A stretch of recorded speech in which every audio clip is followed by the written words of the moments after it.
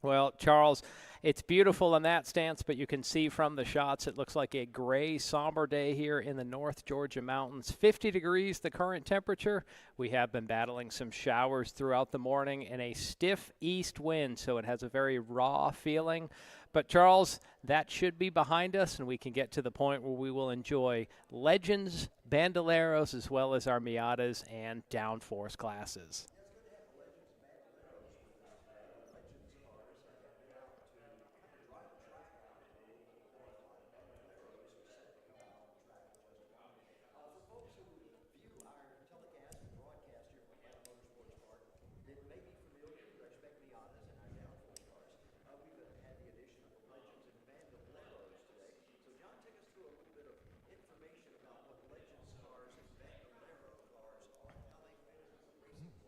Well, we'll start with the Bandoleros, as they are the class that is on track now. Think of these as grown-up go-karts. They don't have a suspension. They have a little engine that is behind the driver. The driver sits down in the car, and then they close the roof down on top of them. We usually think of this, Charles, as a class for real beginning racers, maybe 5 years old up to about 13, before they will advance into a larger legend class. But this is a great chance for kids to get their feet wet in racing. These cars also don't have what you think of as a transmission and a drive shaft. These are run off a chain like a go-kart. The way these drivers would change the gearing in their car is literally just to put a bigger gear on the back axle, and that would change the ratio of what the engine is running. Given the straightaway here, Charles, it wouldn't surprise me if we might see some drafting down this back straightaway. But, Charles, we've only seen, at least in my career, I've only seen Bandoleros on short track ovals. So today the drivers are going to turn left and right on a modified version of this technical main track here at Atlanta Motorsports Park.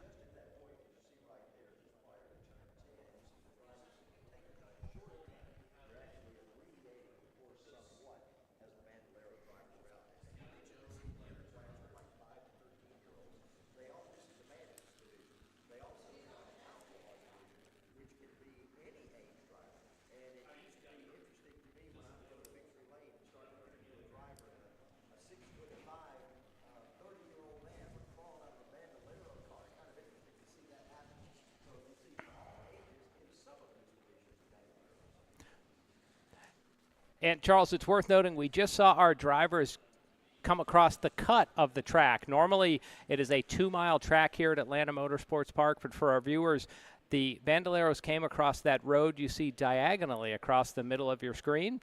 Drivers will come down the back straightaway, which includes turns 7, 8, and 9, and then they'll be into the left-hander at turn 10. Normally they'd continue straight, but you see they'll turn onto an access road. Today we're going to call that turn 11A. It doesn't have an official number.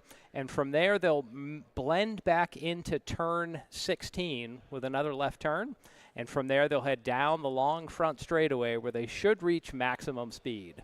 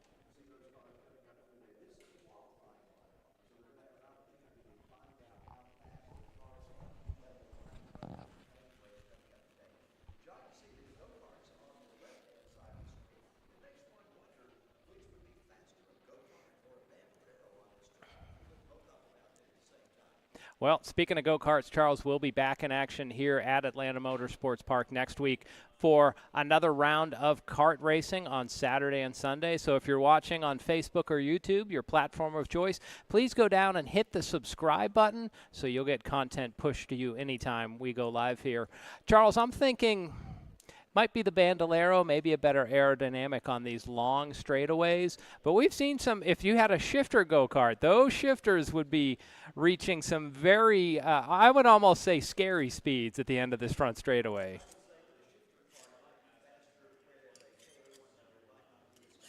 Okay.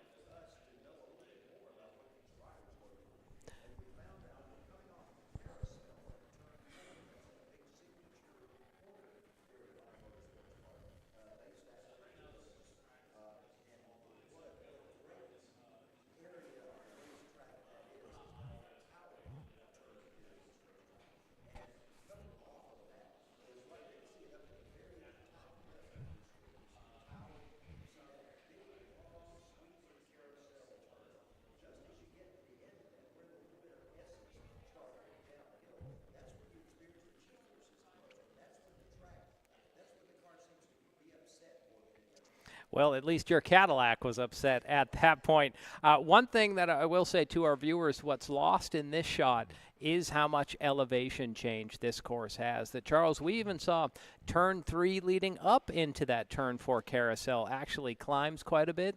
You drop down quite a bit out of the carousel. But that spot on the bottom we're talking about, the cut through, is actually sharply uphill with a couple of blind corners, so drivers will have to be trusting that the safety marshals are monitoring that corner. But where that white car is right there, drivers are going to have to be very conscious of how much momentum they carry through, because, Charles, what we're calling turn 11A, if a driver scrubs off speed, too much speed there, it's going to affect them all the way probably towards turn 1, because they'll lose so much momentum, because that hill is a pretty steep hill. All right, we need to do the national anthem here soon.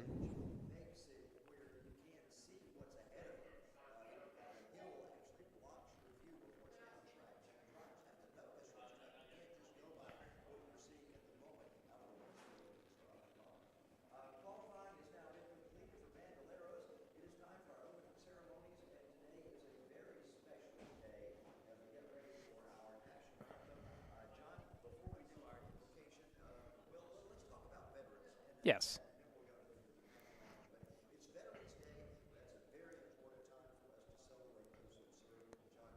Yes, today is Saturday, November 11th, and it is a federal holiday that honors military veterans of the United States Armed Forces. It originally commemorated the end of World War I, known as Armistice Day, but now we get to celebrate all those that have served in the United States military. It is due to the sacrifice and the service of these men and women that we have the freedoms we enjoy today, and that includes our love of racing. So to our veterans here on the grounds and to those watching on Facebook Live, thank you for your service on this Veterans Day. At this time, I ask that you please rise for our opening prayer. Dear God, on this somber day here in North Georgia, we just thank you that we have had an opportunity for the rain to stop and for a chance to do what we love and enjoy, and that is racing.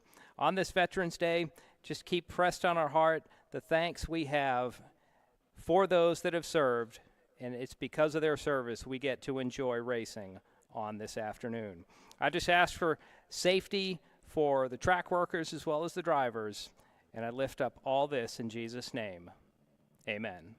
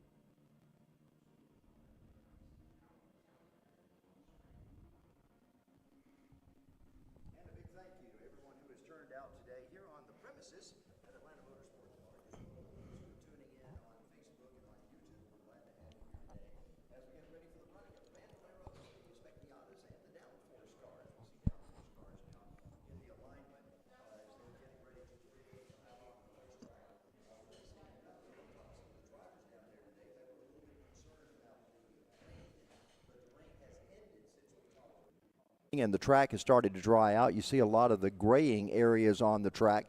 There doesn't look like, John, according to what we saw, any standing water around the racetrack, and that is a good thing. As long as you don't have standing water, I think we'll have some competitive times. Well, there's no standing water, maybe perhaps until if we see a car go off the course. When they get back on, they may bring some water back onto the course. But at least for the moment, no rain. Things are drying. But, Charles, something we commented to each other while we were driving around the track, it should be a narrow groove today. If you step outside of that gray area into the wet, especially into the corners, you might be in for an adventure. So we think we're going to see mostly single file racing, except for maybe later in the day as the track continues to naturally dry out. And want to introduce you to part of our crew that's here today. We have a little bit of an abbreviated crew here today from what we normally have, but our executive producer is Will Rigdon. Our producer is Michaela Denny. Our director today is Mikey Lane. We've got Jeff Farver, who's bringing you this great shot right now on our drone that's going to be looking overhead. Could not work at a race course without having drones and without them being able to show us areas that are just inaccessible from other camera points. Tiana is here on camera, and I'm trying to remember who else. Shalon is also here on camera. Yeah, we've got a number of camera people who are handling our views for us today, so we'll be bringing them up there. There's Legends cars. They are getting ready to come out onto the track, so that's the Legends car. We talked a little bit about Bandoleros earlier. A Legends car is a little different than a Bandolero. It was the first invention of Humpy Wheeler and Elliott Forbes Robinson. They came up with this idea. And Humpy told me, he said, what I wanted to do was come up with a 5/8 scale model of a race car. And he said he was in his son's bedroom, and he happened to see a Hot Rod magazine and had a fat-fendered 40 Ford on the front cover. And he said the brainchild came to him to do something like that. So these are basically a fat-fendered. We have a few of the 40 Fords out there. We also have some 36 Chevrolets that they patterned their body styles after. So many of them at one point had sedans, but they realized that the coupes were more popular. So almost everything you see now is like a 40 Ford coupe. And Humpy said that he did these so that the wheelbase of these cars would be able to roll into the back of a pickup truck. He said what we envisioned was a dentist or a doctor might go buy one for $10,000, race ready, tires from BF Goodrich that you only ran all year long. You didn't have to replace tires, and it would be an affordable way of racing. He said they had no idea it was going to turn into something where you'd have these Cup-style haulers come in with 3 Bandoleros in the back of it. He said it went way beyond their expectations. Well, and Charles, you're looking down the line there, I don't see any of those sedans that we would think of at first glance. A sedan would look a lot like a PT Cruiser that came out in the 90s or 2000s, more like a station wagon. Back in the old days, I imagine the sedan would have had the suicide doors on the back, and the coupe would have just had what we see today, where the back slopes down to a little bit of a trunk area. Again, it's 5/8 size. And, Charles, I think we should announce, since we're here in the North Georgia mountains, just outside of Dawsonville, we can be relatively certain that the trunks of these Legends are not hauling any moonshine this afternoon. The rumble seat is used for actually passengers instead of it is measured in pounds and not in ounces, correct? Yes. Okay, well, our Legends cars are turning loose. They're coming down the road. Of course, those of you who don't know the history of racing, it basically began in the South, here in Dawsonville, Georgia, as these mountains were full of liquor stills, and they would transport down Highway 9 the gold, the liquid gold, to the Atlanta area.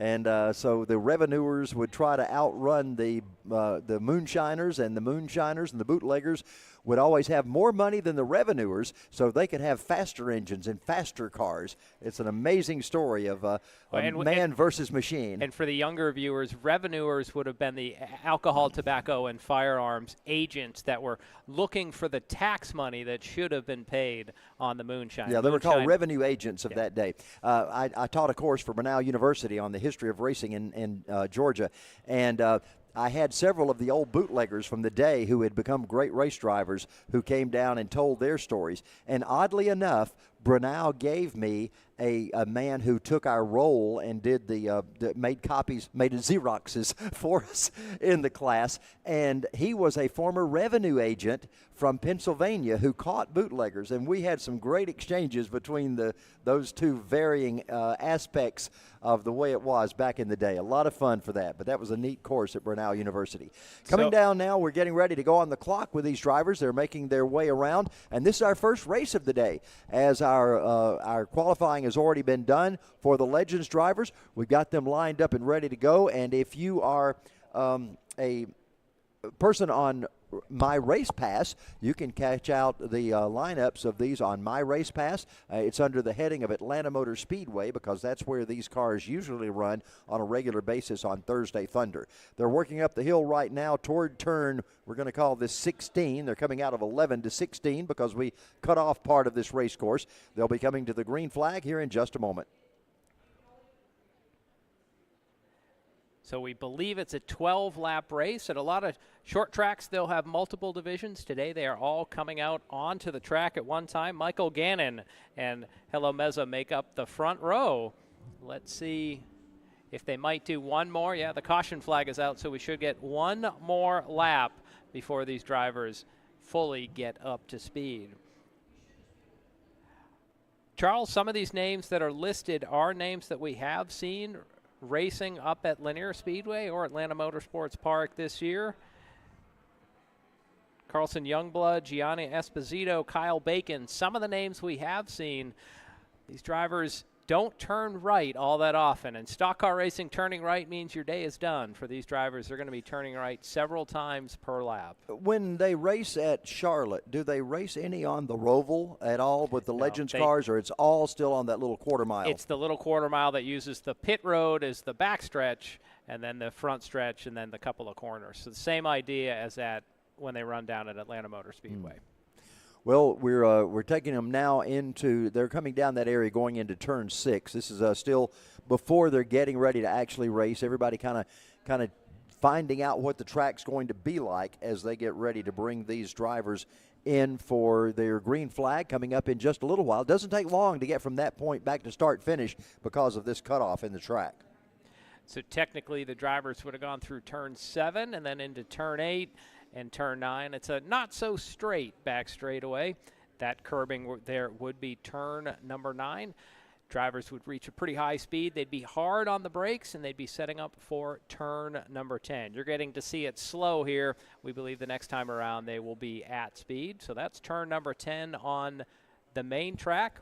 Here the drivers will take a left turn onto the cutoff. The cars later in the day will go straight there. So we'll call that, I think we're going with turn 11A there. We're having to make it up. And at this point, they will take another left turn and merge onto the main track. This would be turn 16. And coming off 11A, they have to really watch their speed because there are no rumble strips on that little cutoff area. There's nothing to slow them down or to guide them. They'll be off in the grass, and that could be wet. That could be a problem. Green flag is in the air. We head down to turn number 1. John, turn 1 is treacherous. We'll see how they do first time at speed. It's a downhill into a hairpin, so a lot of braking as they're 1 leader out in front, 2 and maybe 3 wide behind. Now they're going to speed uphill towards turn number 2. Well, and that's an area where there's a lot of elevation change that doesn't, we got 2 that get together. Out in the sand trap they go. One's going straight on through. Is he going to be able to get back on track? Yes, but one is stuck in the sand down there, so that is a problem. Maybe that driver can get that car going again. Doesn't look like that is the case right now, so he may have to sit there for a while. Well, we'll see what officials do if they bring out a local caution. So our drivers now in turn 6. Tough area to go side by side as that corner falls away from you. It's negative camber. Now the drivers will be on the gas down into turn 10. Charles, something we hadn't thought of. When these cars race on an oval, they don't shift. You have to wonder, are they shifting in the cars today? Something I would we imagine hadn't thought so. of. They have 6 speeds or 5 speeds in these cars, and I've had occasion to drive a Legends car before, and you have to be cognizant of what gear you're running in, and they will have a chance to go full speed. I think. I believe a caution is out. Cautions Full come course out because caution. of the one car that went into the trap.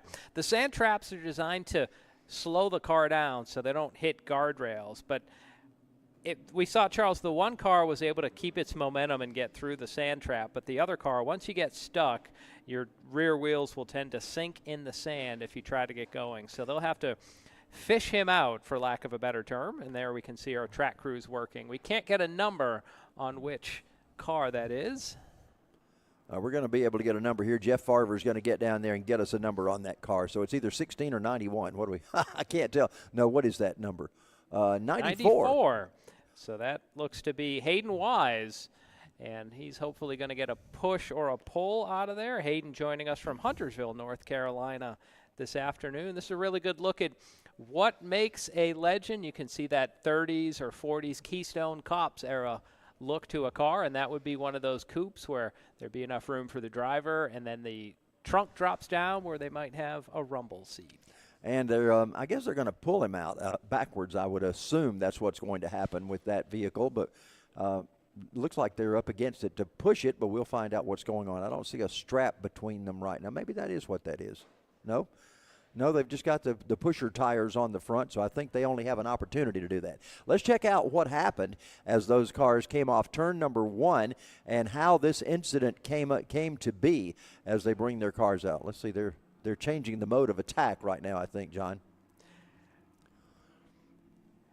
Yeah, it's hard to push something through the sand trap. Usually you end up having to drag it out. Well, race fans, we do appreciate you joining the broadcast here from Atlanta Motorsports Park. This is our final round of our main track series, and we are adding Bandoleros and Legends. Charles, maybe they're going to have the driver get out so Hayden might come out, might lighten things so they can pull this Legend out of the sand trap. How much do one of these Legends weigh? I forget. Is it about 1,200 pounds? That sounds good to me. I'm going to go with that. I don't know for sure, to be honest with you. You can look at the impressions that their boots make in the sand, and you can see how soft that sand is and how a car easily can get bogged down. We've had rain the past couple days, so it is definitely a wet sand. Think of it as basically an enlarged sand trap on a golf course. It looks like his rear axle may be broken. Look at that. Look at the way that's sitting in there. Yeah. That is something different. And I noticed now they've switched over to Hoosier tires. That was a BF Goodrich tire for so many years, and they've switched to Hoosier tires now. You can see. Look at how far the right side rear wheel is sticking out. So they're bringing the rollback out. Unfortunately, looks like the day will be done for Hayden Wise. Yeah, well, what a short day to have to head back to Huntersville, North Carolina after that situation going on with Hayden down there. Really hate it for him early on in this race, on lap number 1, actually. Right. And there, as the camera pans back, you can see all the lines through the sand trap. They don't want a smooth sand trap, so there's equipment here at the track to rake it in a certain way so that you get those lumpy lines that happen. They are getting that, and no, it's not like a sand trap at a golf course. They don't have to go out and smooth everything out before the race resumes. I imagine tomorrow morning they would go back out and smooth things. Yeah, you see those straight lines that went through where the other car, I think what he had to do, he had to pretty much floor it. Once he got an opportunity to go, he had to really get on the gas to make it through that sand area. And that happens all the way up to Formula One. If you keep rolling, even if it's a sand or a gravel trap, keep moving, you'll be able to get through. But it's like one of those, one of those country songs, if you don't slow down, the devil can't get you, kind of thing. So we've got one lap under our – well, we didn't really get a complete lap in. The caution came out before that one lap was completed. Is that correct? I believe so. As they came around, the full course caution came out. Well, I guess we're back live again. I started to say here was a replay of that, but these are the cars in live action as they're coming around right now, still rolling around the racetrack. We have not had a red flag condition, so they didn't stop. As you can see in the background, a somber-looking day here in North Georgia, just about 50 degrees. I don't think we'll get much warmer as long as we stay dry, but there you can see just gray flannel skies. We've had occasional mists, drizzles, and light rains during the course of the morning. It's a wedge setup is what the meteorologist would call it, but as the camera pans across, you can see the main track and even the kart track down right in the center of your screen. They're starting to dry out as the rains have stopped. And I don't think there's any – you're our resident weatherman. Is there any rain in the forecast for the rest of the day? Does my job depend on this is my answer. We should, knock on wood, we should be dry. But when we get into these wedge situations, Charles, the easterly winds will kind of trap along the Appalachian Mountains, and you can get just sort of dampness for as long as that pattern is set up. Usually it's worse when you go a little further south from, say, Dunwoody on up to Gainesville to where Lake Lanier is. So we might be in the mountains just enough to shield it, but we should be at a point where it'll just be cloudy. But at 50 degrees, things won't dry out too quickly. It's really still a damp, raw feel in the air. Last night doing high school football, and everything was quiet and serene at the stadium, and all of a sudden just a big gust of wind came through, and it blew over the medical tents and all those things they had set up on the sidelines. They all toppled over, and a big gust of wind came through, and then it was just gone for a moment. It was just a crazy situation last night. Yeah, strange things happen when you're outside at live events, whether it's racing or a sport like football. So it looks like they were able to get him up and on to the rollback. From the way Kyle got out of the car, it looked like Hayden got out of the car. It looked like Hayden was perfectly fine, but I think as we surmise, something is amiss with the rear end of that number 94. And it may not be something terminal. I mean, it may be something that can be repaired fairly easily. I don't know. With the new Cup design cars, with the toe links and those kinds of things, you see those rear ends that are a lot of times canted underneath the race car, and it's just a broken toe link. They can replace it fairly quickly and get them back on track. Not sure exactly how the suspension on a Legends car is attached in that back third member. Well, and if we're only doing one race today, though, you figure he would be out of this race, right, which would end the day. Yeah, but he might can get it loaded back on the trailer without a problem. Yes. I'm sure we both have stories of drivers trying to fit the damaged car back into the hauler. Legends a little easy because it's narrower than, say, a NASCAR modified or a dirt super late model that basically fill the entire width of a trailer. When the truck series first came out, nobody had haulers wide enough to put the trucks in. They were a little wider, and everybody was having to go to new trailers, and you had to put on the for sale things for trailers when they would buy them. Truck acceptable or truck ready. Otherwise, people would buy a hauler thinking it was big enough and their truck not fitting in there. I see a lot of that at the dirt tracks, that's where Charles and I sort of cut our teeth, where they try to get that nose piece of the super late models out, and there's the guy wire coming down, and they have to make sure they get the nose cone around the wire that sort of holds the door up. Yeah, back in the day when those first came out, those plastic, we called them elephant ears, and I think that term still is around some. You still see people, a few of them, calling those elephant ears on the front of their race cars.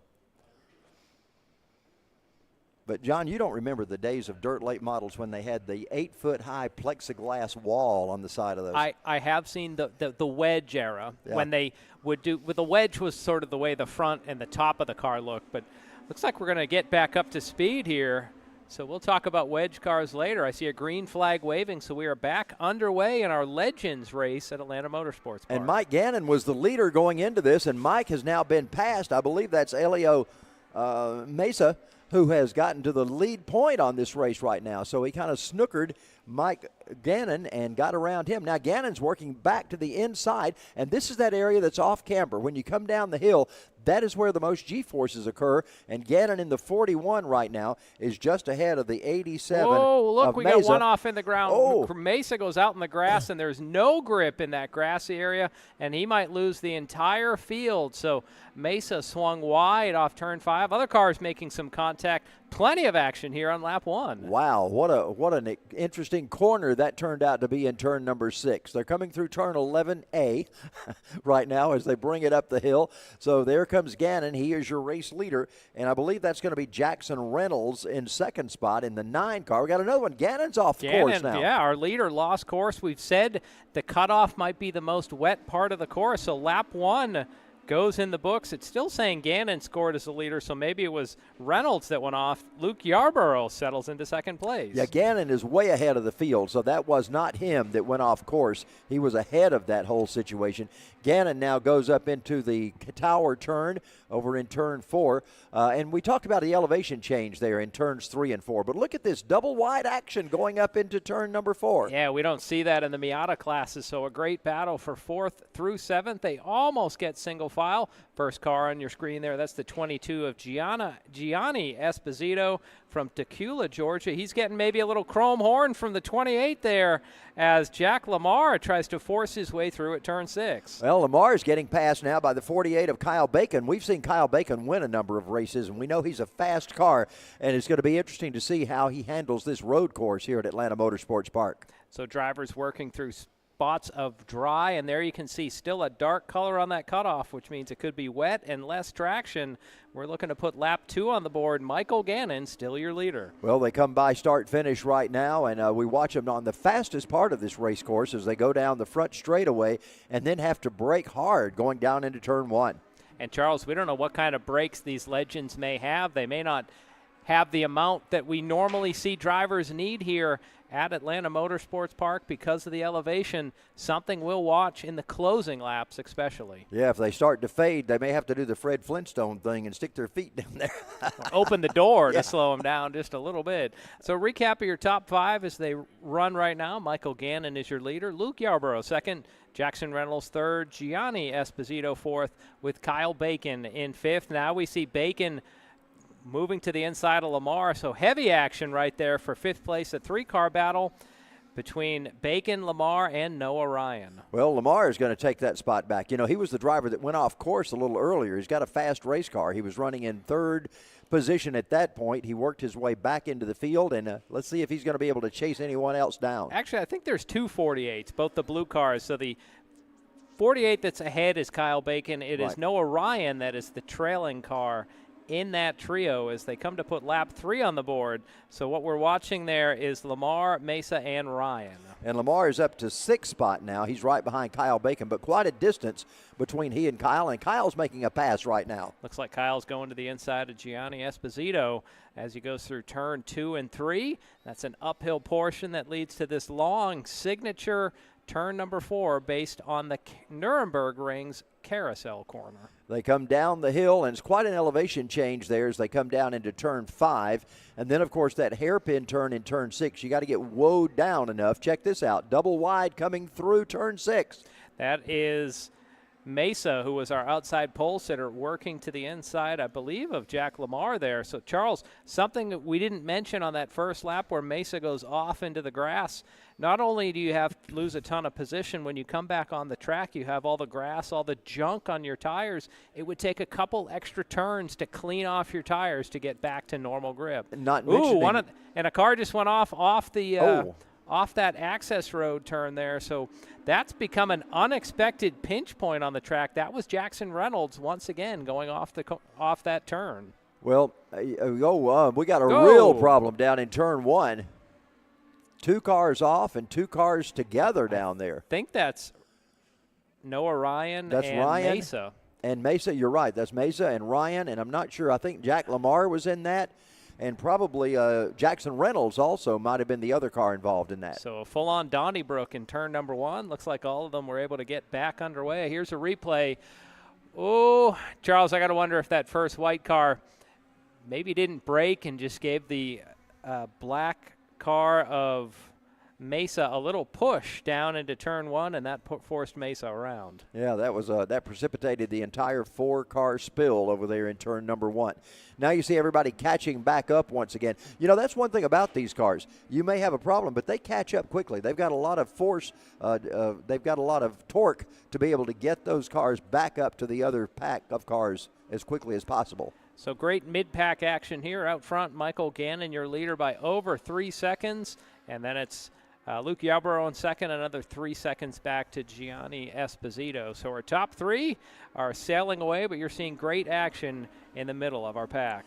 And they head down the front straightaway again. Let's hope 2 wide doesn't always work in that corner. Let's hope they get better through there than they did last time. So far, all is well as they come through there. Is that Kyle Bacon, our leader? Or are we watching the lead pack? No, that's that mid trio of Lamar, Reynolds, and Mesa. Do want to give a shout-out to Mesa. Made the trip all the way from Houston, Texas. Wow. Most drivers are from Georgia, a couple of North Carolina, the Charlotte group we'd think of. But Mesa, list Houston as his hometown. How about that? Well, there's the number 9 car of Jackson Reynolds as he works his way down into turn number 6. And he's got Mesa working on him right now. And that number 28 car also, 28 is Jack Lamar. He's had some off-road ventures Excursions, today. Yeah. yes. On a cruise line, an excursion is good. On a racetrack, not what you want. But, Charles, it seems like a lot of action is caused by maybe drivers get their tires wet and then seem to want to go off onto those rumble strips at turn 16. I was talking to Jack Rambo, one of our drivers in the downforce cars earlier today, and he said, you may have too much horsepower for this racetrack today. So it may be that they're spinning tires. Somebody was smoking going into turn 1. A couple of cars, drivers too hard on the brakes. We've talked about turn 1 is coming off the fastest point of the track to the slowest point, and you need a ton of brakes and maybe over-braking there. It looked like Mike Gannon may have locked his tires up going into turn 6 a moment ago, as that lead group of cars is now way past these guys as they're already ahead down into the cutoff. So, Charles, too much horsepower in a car sounds like that country song, "A Girl Can't Have a Girl Too Pretty," I think. Is what, but you might be right. It'd be a handful to be able to drive, as right now we're seeing Noah Ryan, Jackson Reynolds, Elio Mesa, and Jack Lamar battling on screen. Well, they head down into the cutoff area. That has been the bugaboo so far this afternoon, except for turn 1. I think there's been more action there. But these guys have had a little bit of difficulty negotiating through this area right here and this hard turn as they come off of that area, trying not to get off track. And not just a hard turn, Charles. When we were out helping dry the track, it's a blind corner as well. You can't see what's ahead, so it might throw off your marks. Here the drivers dive into turn 1. For the moment, it looked like Ryan was going to hold on, but now we see Mesa work to the inside, so they're almost side by side into turn 2, and we don't see cars side by side often there. So Mesa's in the black car, and he for now pulls ahead of Ryan in the blue 48. Well, they'll come down the hill. We'll see how they handle this one. Is Ryan going to be able to pick up speed and get back alongside Mesa as they head down to turn number 6? Mesa's going to get in there first, and let's see how well they negotiate this. This is a great passing area because sometimes a driver may overshoot that turn and not brake quickly enough, but they all seem to make it through single file, and that's a good thing for those drivers. Just at the top of the screen there, as our leaders came off turn 6, you could see Michael Gannon already crossing the start-finish line. His lead has ballooned out to 5 seconds. John, we're 4 laps away from the end of this one now, so way past the halfway point as the drivers continue to work their way down the front straightaway. Again, this is the fastest part of the race course, especially now that we've got the abbreviated portion of the course. But this does eliminate some of the uphill climbs that they might have had to make from the lowest elevation. And you know what? They've picked up, and this group is past. Kyle Bacon really had a slow last lap, and I think they shot by him as, again, we see Mesa and Ryan battling up towards the carousel. Well, these guys have put on a show, haven't they? They have. No holds barred racing out there. Yeah, they're back in it once again as they work their way down the hill. That may actually be Kyle Bacon that's worked his way up there now. Is that Bacon? Well, Bacon fell off. His last lap was about 10 seconds slower than anyone, so there's a good chance that Bacon might have gone off track where we couldn't see it with the camera. So we've got both 48s sandwiched between the 87 of Mesa. So I'm not sure which 48 is Kyle Bacon and which one is Ryan right now. I think Bacon is the solid blue car. Ryan is the blue front with a black trunk. All right, we'll check that out, and then when they come around. There's Mesa coming up the hill, and that would be there's the 48, and you see the two 48s in that shot right there. So I believe that's Bacon. He's giving up the outside to the number 9, Jackson Reynolds. They're going to be side-by-side momentarily into turn 1.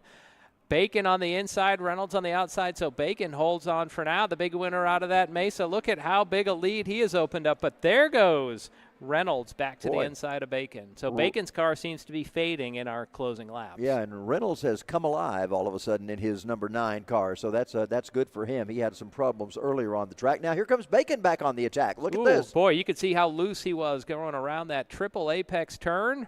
And that lets Reynolds get ahead. They're into hard braking here for turn number 6. Looks like all the drivers so far negotiated. Wow. But side by side again, boy, both of those cars getting awfully loose.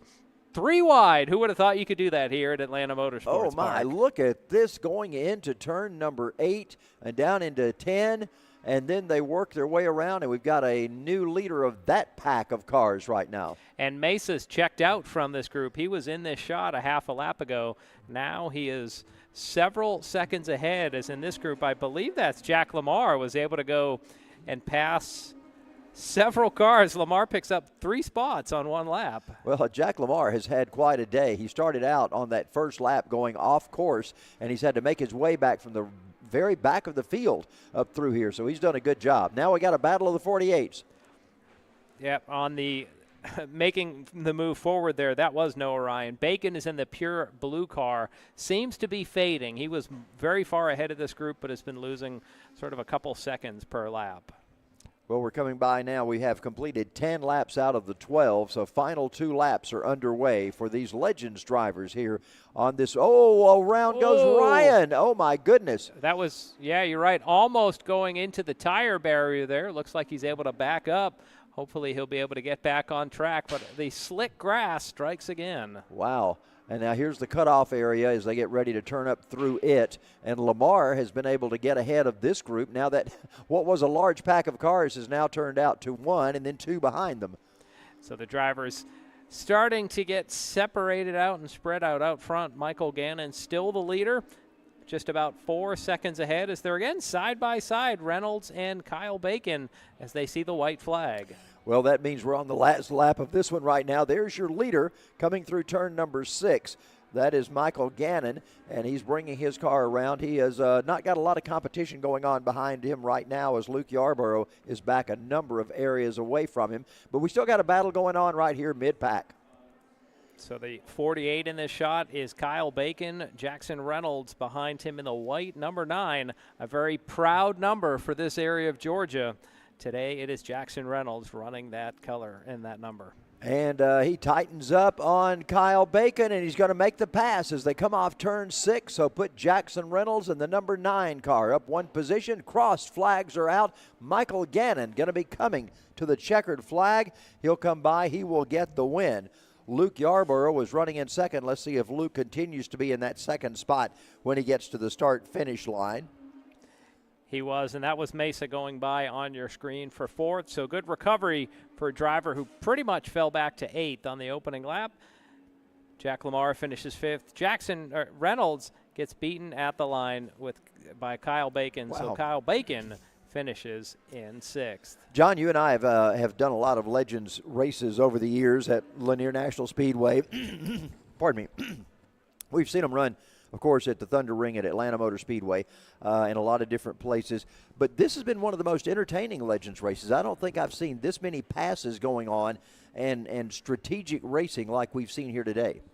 It's all about those right turns, I think, Charles, where normally if we saw this kind of action at, say, Lanier Raceplex, there's a concrete wall on the outside. Yeah. And one or more of these cars would have made contact. Here, yes, they go off course, but they can sort of regather it and get back in. Well, Bandoleros are getting ready to come out onto the track. We'll have them out in just a moment. They have their qualifying race that you saw earlier. We'll be getting the Bandos out there. Now, these are a smaller version of the Legends-type cars.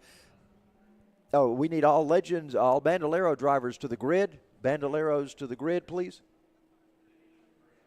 Bandoleros, you need to hurry. You're going to be on track in just a moment. Bandoleros, you need to hurry. You will be on track next, so let's get those Bandoleros out and ready to go.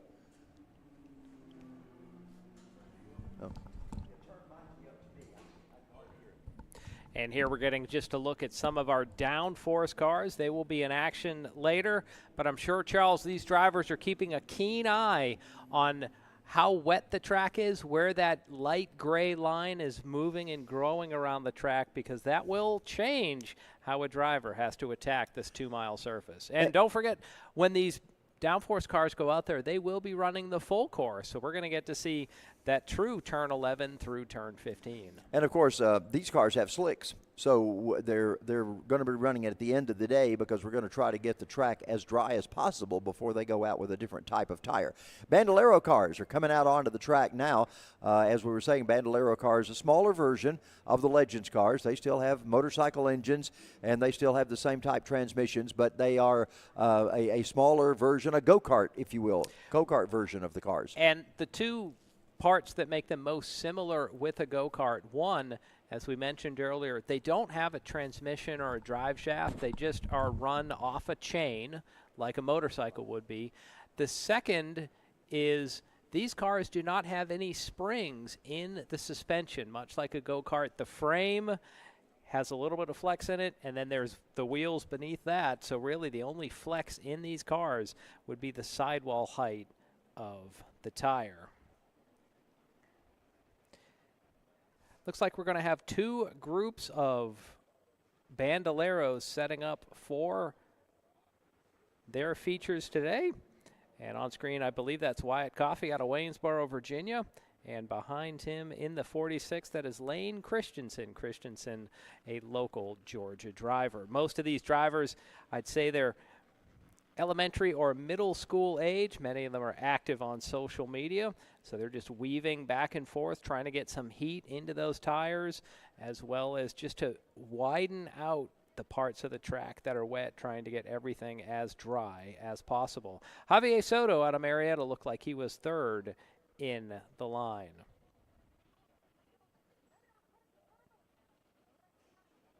So for Bandoleros, 10 laps is the scheduled distance. And I believe we have two features coming up. They might start single file here as they're picking up some speed. Let's see if they give them the go-ahead when they come down the straightaway, all in single file. Green flag is out, so we're underway with our first Bandolero feature. Wyatt Coffey leads the field down into turn one. Oh, we already got 1, 2, 3 going off. Couple into the sand trap. We'll see if they're able to pull on. And one of the cars is able to return, and the other two working their way off the sand. They'll be able to get the sand and grass off their tire, so we should stay underway here in our Bandolero race. Out front, it's Wyatt Coffey and then Lane Christensen. They were able to make it through the first corner unscathed. They'll be hard on the gas, downhill towards turn 5, and then on the brakes to 6. You can see Christensen get right to the rear bumper of Coffey. Maybe a little bit of chrome horn there to try to move Coffey aside, but Coffey holds on for the moment. Running in third place, Blaine Miller, but a little bit of a gap for our top two as they work their way down our back straightaway. These cars, when they run on 3/8 mile ovals, can actually draft a little bit. We'll see how that comes into play on the straightaways here. But for now, Coffey leads Christensen by a couple of car lengths. And there we can see they sweep through turn 16, and they'll be heading down the front straightaway by our vantage point. So lap number 1 goes into the books. Wyatt Coffey, your leader. Lane Christensen running in second. Javier Soto currently in third. Those have broken away from the field, although right there again we see Christensen applying heavy pressure to Coffey. He's going to try to draw alongside up towards turn 2. Charles, a much slower pace in our Bandoleros as Christensen goes to the point. Yeah, John, I think we were running faster lap times than that when we were out there trying to drive the track out. Well, I don't know about that. Things always look slower on camera. This is true. They're coming down the hill. They're probably coming down the hill faster than I did as they get ready to approach turn number 6. As we've got the number 46 car there, you see Lane Christensen. It's a driver that we've had some familiarity with on the short tracks. Christensen's got a big battle going on. Check this out. Looking down to the inside, Wyatt Coffey going back to the lead once again. Yep, looked like a bad turn 6 for Christensen. Opens the door for Coffey, and he did not need a second invitation. He's going to move back up to the point as we are working on lap number 2 of 10. Yeah, they go. Look at Christensen. He's tightening right back up. He may have an opportunity for a pass here. Let's see if he tries to cut underneath coming off of the cutoff, whatever we're calling that. It's going into turn 16, but you can't call it 15. Yeah, our numbers are all thrown off here as Coffey's back to the lead. Just a couple of car lengths ahead of Christensen. Now on the previous lap, this is where Christensen made his move to the front. Coffey maybe a bit of defensive driving. Up into both of them into the grass, maybe 6 tires on the grass. Coffey loses a ton of momentum, and you know what, Charles? He might have dropped his chain when he went off because that car is ground to a halt. Ground to a halt. I like that, John, talking about Coffey. Good job. I didn't even think of that pun, Charles. But because we've said these are chain driven, we've seen this on the go-kart track. If you get off course, if you hit a bump wrong, the chain will come off of the gears, and it's the equivalent of a drive shaft. braking in other forms of racing. Right. There's a difference in off the chain and chain off the car, right? We're a little too old to be off the chain, Charles. I'll say that. So there you get a look at Coffey's car from our drone pilot, Mr. Farver, today. No, he's moving. I bet he's rolling back downhill is what's happening. Yeah, there. maybe. I don't think there's any reverse in these cars, so I don't believe there was any way he was under power. But that is an issue right now. As you see, good job of checking a good tight look at Wyatt Coffey's car. Of note, if you see the 3 white strips of, I imagine, duct tape, these drivers, the hood flips forward on these, so the driver slips in, and then they pull the hood down, and they're able to fasten it in a little tape, I think, roof. to make sure the roof stays down. Yeah. And you see that INEX on the side of that. Humpy Wheeler told me one time, he said, everybody pronounces that wrong. Everybody wants to call it NX. He said, that is actually supposed to, or INEX. He said, it's actually supposed to be NX. It stands for inexpensive racing. Oh, and look at right there, our crew picking up some debris. Have to wonder if one of those might have been the chain. Might have that actually could been the potentially chain, have yeah. fallen off. That is very possible. So they'll get ready to. And are we under caution? Has the course gone under caution? They are under a full Okay. course caution. You get an idea of how low these cars are. So we have a full-grown adult basically down like in a catcher's position, and they're still able to see just over the roof of one of these cars. So these drivers, Charles, when they slide down into the machine and close the roof, they're just a couple of inches above the ground, much like a go-kart. Yeah, John, it amazed me when I first started going to Cup races how low those cars were in comparison to stock cars that we see at local tracks. Those cars sit up quite a bit, but Cup cars and Busch cars of the day or Xfinity cars are very, very low. The older Cup cars were, chest height. I grew up on a steady diet of modifieds in the Northeast where those barely come up to your hip. Yeah, wow. And you see a grown man, as he gets out of the car, put his hand down to balance himself as he climbs out of the car. So a tough end for Wyatt Coffey. Looks like he put 4 into the grass. Lane Christensen maybe only had 2 in the grass. And I imagine hitting bumps, as we've said, these cars don't have any springs or suspension, so any bump is going to come right into the chassis and could have easily forced the chain off of the drive gears. You see the dumpster sitting over there. That reminds you of all the construction going on here at Atlanta Motorsports Park. There's some new parking going to be in place for the go-kart track in the off-season. More condos are coming here. It's just going to be a great opportunity to have more and more amenities here at this great racing facility. So we're back green once again. That's right. Looks like we have another car back in the sand trap off turn 1. We got one car that's got the hood flipped forward, the roof flipped forward right there. Not sure how we're handling that because I don't believe he can actually see. I don't know. We got chaos and plenty of it here in our second race. Another Bando race is scheduled to happen after this. Charles, look at how well that track is starting to dry, almost 2/3 dry at this point, as we should see Lane Christensen. Yeah, there's the issue we got at hand. Oh, that's the number 8 of Carter Erickson. So Erickson I don't know how might he's have leading some us. visibility issues there.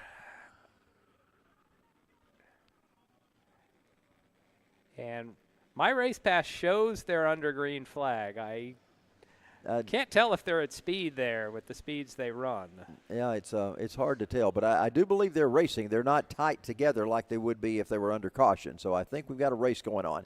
And there we've got a pass. The man with no visibility is going to the lead right now, looks like. Yeah, he's going to try to use the force through the cutoff there. Let's see if he keeps going. He's not going to pull off to the pit area. So vision is no impairment right now. He's going to charge under the flag stand to put lap number, I believe that'll be, they saw a caution out there, so maybe we are back under caution, but 5 laps in.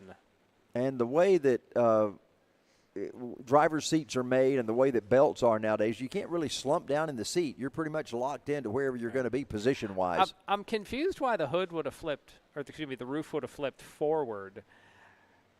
Well, that's you the would way figure the air force would keep it, but maybe some low pressure happens that it can flip forward. I don't know exactly how that happened either, but there we are.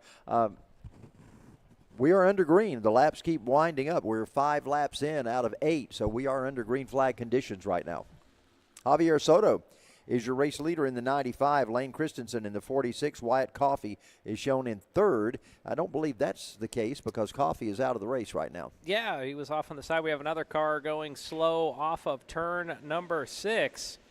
So we'll try to get you some official. Oh, Charles, look, switch from best lap to running order. I think that's what we had in my race pass. Lane Christensen's leading, Blaine Miller second. That's Carter Erickson in at number 8, who is running in third. So third place with basically a big old Fig Newton ad across the front from Talladega Nights there. As here we see that driver with the Bandolero gone convertible, Carter Erickson, looking to put another lap into the books. I don't see a white flag out, so we'll see how many more laps they do continue. Rounding out your top 5, Bowen Mayhew and James Banky. Some other driver names we have heard this year. Yeah, they're working their way as they go up toward that carousel turn. And the difference in that area right there, the height elevation, it's quite a distance between where they are now and where they're going to be when they come off turn number 4. Whoa, we got the number 95 car that's stuck over there. Javier Soto has been stuck on the track right now. Or that could be Colton Glass. There's 295, so it's tough to tell if that's 95 or the 95G.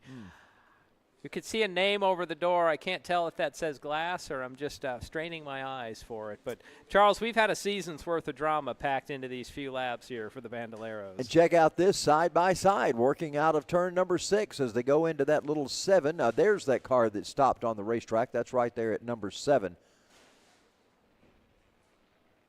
And the rest of the cars continue on by. They've still got a good race going on as they hit down there to turn 10 and then to what we're calling turn 11A. So that is Carter Erickson in the front of the shot, the driver where the hood has flipped forward. He soldiers on as we put one more lap onto the record books. And he's running third. And we got a white flag, so we know we have one more lap remaining. Your two leaders coming off turn number 6 right now. That's Lane Christensen in the 46 and Blaine Miller in the 28. And then there's your third place car. That's the flip-top box car, the number 8 of Carter Erickson. So a trio of Bandoleros are going to head up towards turn number 2 and turn 3.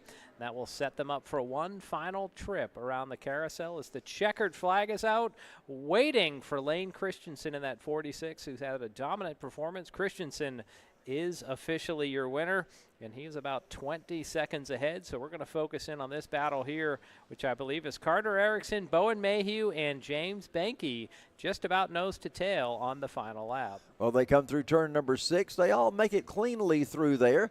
They use that little extra runoff area past the rumble strips to kind of expand the racetrack just a little bit. Now they're getting ready to come into this. It's kind of become a treacherous area down there in the little cutoff to try to get through there and to get cleanly off of that up to turn 16 on the regular track. Let's see how these drivers negotiate that. So one final time, maybe one pass at the back there, but I believe this is Carter Erickson. No vision, no problem, although he's fading at the line. Will he make it? Battle for third. Looks like Erickson was able to get in just ahead of Bowen Mayhew, or excuse me, James Banky, and then Bowen Mayhew and Kinsley Tatum. Well, it's interesting to see a UTV out there in the midst of the Bandoleros and pretty much keeping up with them at speed. So we've got downforce cars lined up. You see them getting lined up right now as they get ready to come out on track. We believe there will be a second Bandolero feature. There's several other drivers that we have not seen on track yet. So now they're going after the 95. And did we determine that was the 95G of Colton Glass, I believe, correct? I think so. Hey, that's it. That's all the Bandoleros today. Downforce is getting ready to come out next. You saw those cars lining up on the grid to get ready to come out. So downforce cars will be out next.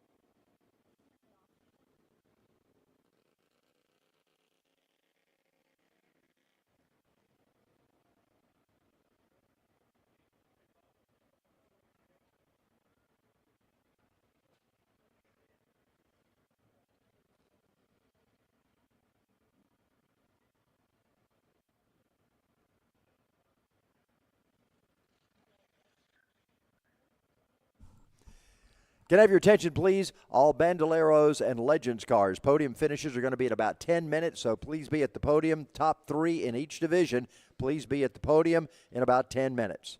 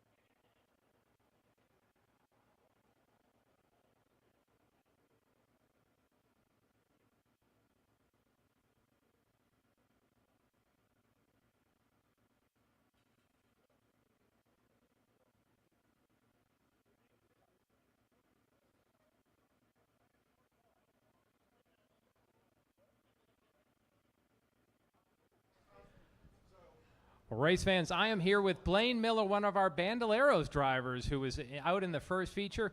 Blaine, at least just start telling us where you're from this afternoon. From Dallas, Georgia. Okay, so I imagine you're a regular down at Atlanta Motor Speedway or Linear Raceplex.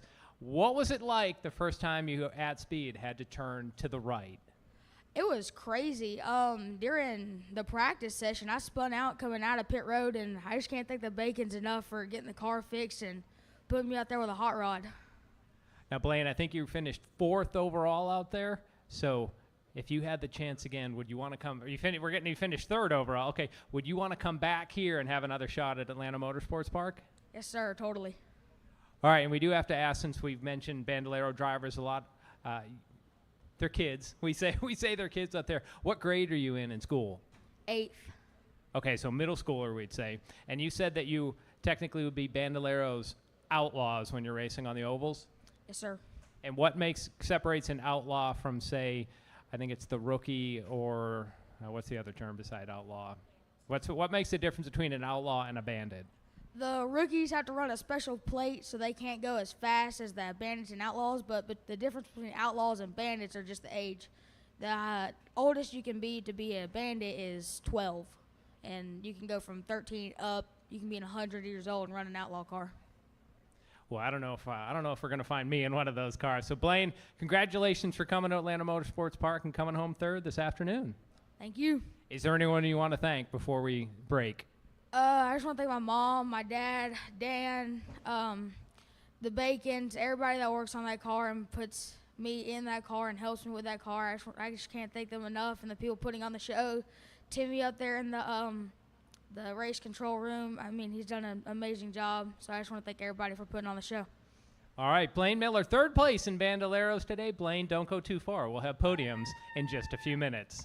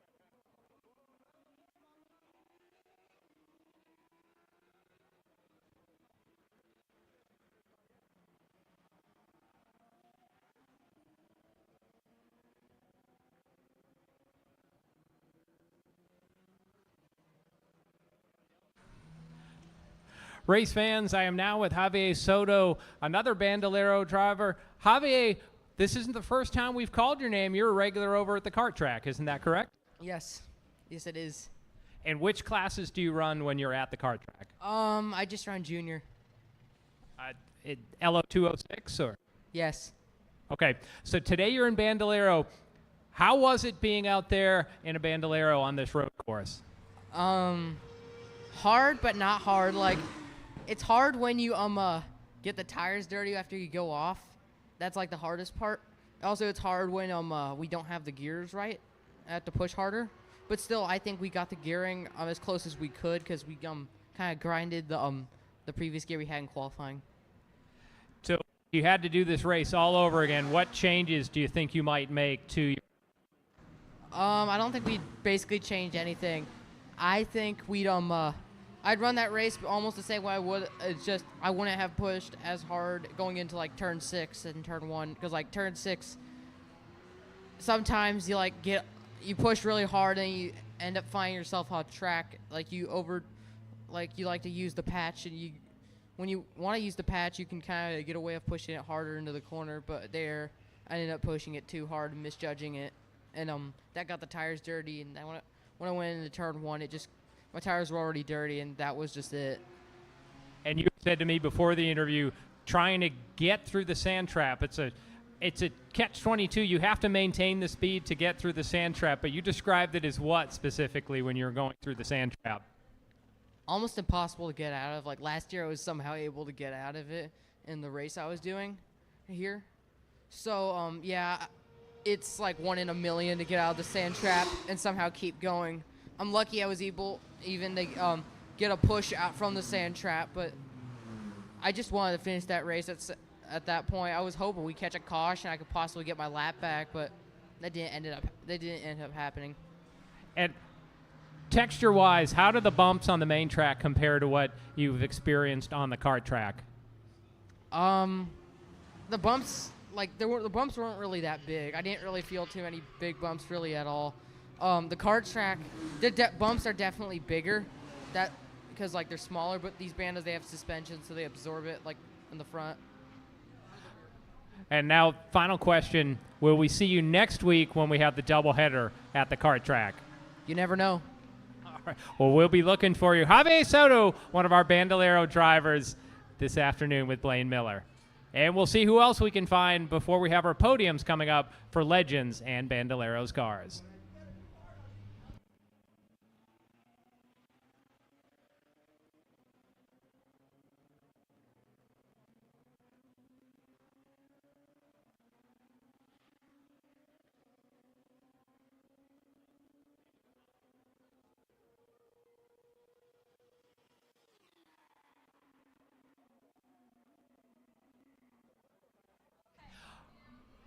Another interview down here under the sky deck. I am here with Legends driver Jack Lamar. So, Jack, just to start off, where are you joining us from today?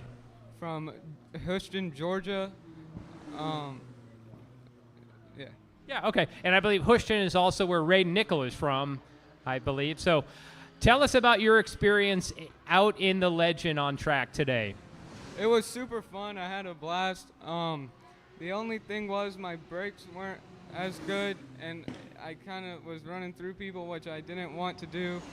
But other than that, it was a good run. I felt solid out there, but yeah, if my brakes weren't so bad, I feel like I could have done more. Compared to, let's start off with, what tracks do you normally at? Are you at Atlanta Motor Speedway? I'm normally at Atlanta, Lanier, and Cordele. Compare the amount of brake you use at one of those tracks compared to what you needed today on this road course. Well, AMS is you have to get hard on the brakes and then really jab it. Lanier and Cordele, it's barely any brake. You feather it through the corner. And then how much brake do you need here? A lot, especially coming into turn 1, carrying all that speed from the big straight. You're hard on the brakes, and it's almost like you're not going to make it into turn 1. But the rest of the course, it's heavy on brakes. So, Jack, we're getting into November. Will this be the end of the season? What plans might you have for the rest of 2023? For the rest of the season, I'm going to run one more race here in December, and that will be it. And then we're going to bring it back to the shop and get ready for the next season. Okay. Well, race fans, Jack Lamar out of Houston joining us in our Legends this afternoon. Thanks for coming out, Jack.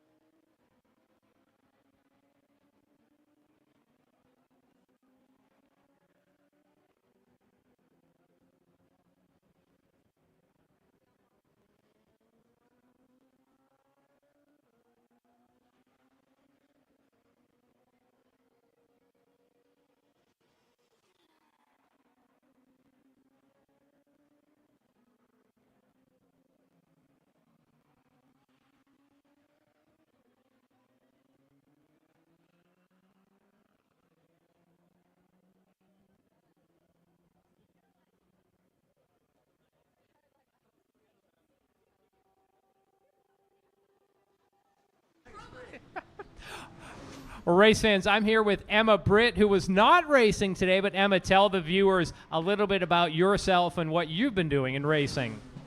So my name is Emma Britt, as he said, and I just got out of Bandaleros, and I'm moving into Legend Cars now, and I'm going to run a full season in Legend Cars next year.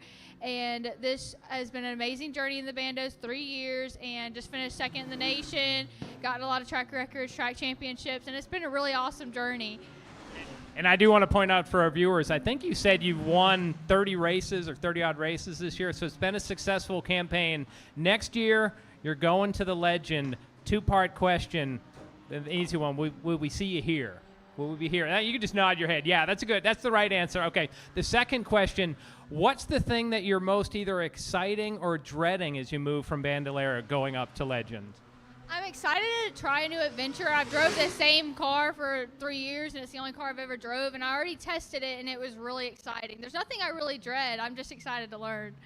Okay. Well, Emma, we look forward to seeing you, especially carrying on. We'll ask, where are you joining us from this afternoon? Where do you live? Oh, I live in Hampton, Georgia, and near the racetrack, Landmark Speedway. Okay. So another Georgia driver. And I should have been asking this of all the other drivers. Where can people find out more about your racing on social media? So Instagram, Twitter, etc. is Emma Britt 38, but my Facebook is Emma Britt Racing. All right, Emma, thanks for coming out. Hope to see you in a car here at some point at Atlanta Motorsports Park.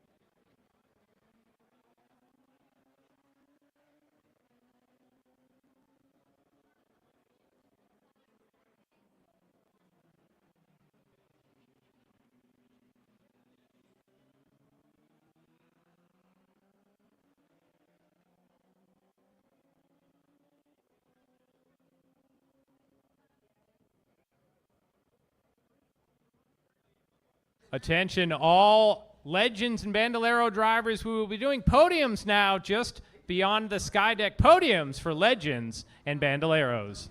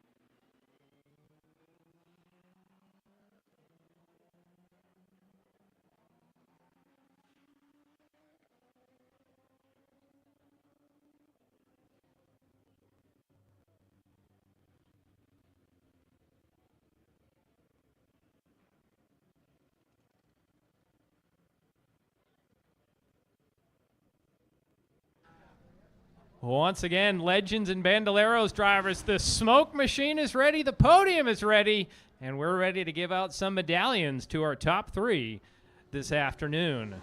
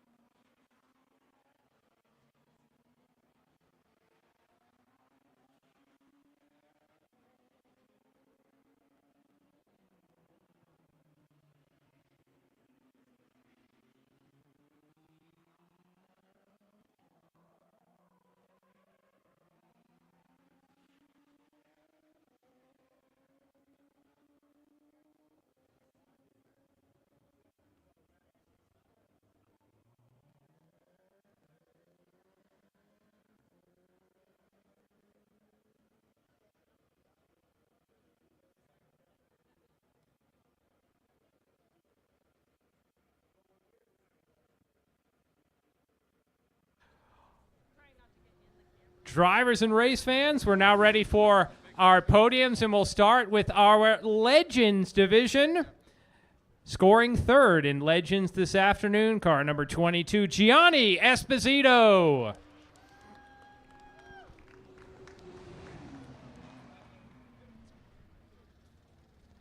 Second place in car number 72, Luke Yarborough.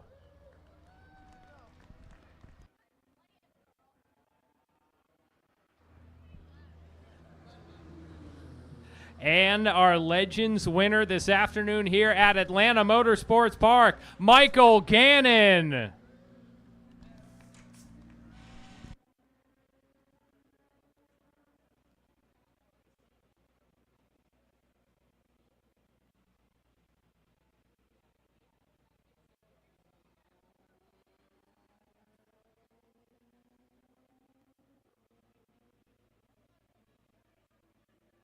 Here comes Luke Yarborough, second place. Luke, you're supposed to emerge out of the fog, not walk into it.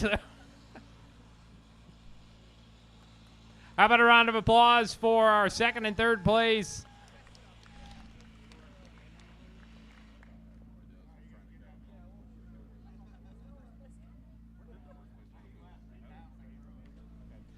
And now the podium for our Bandoleros this afternoon. Third place in Bando number 28, Blaine Miller.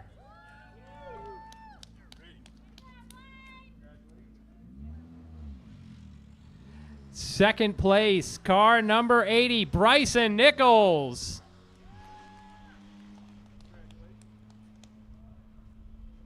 And our Bandoleros winner this afternoon at Atlanta Motorsports Park in car number 46, Lane Christensen.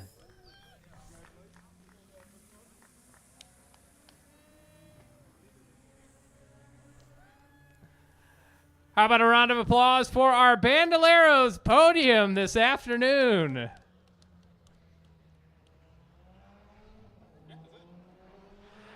And with that, for those of you watching on the stream, we're going to take a pause as we complete practice and qualifying in our downforce and Miata divisions, and we'll be back with live racing coverage in a bit. Please stay tuned.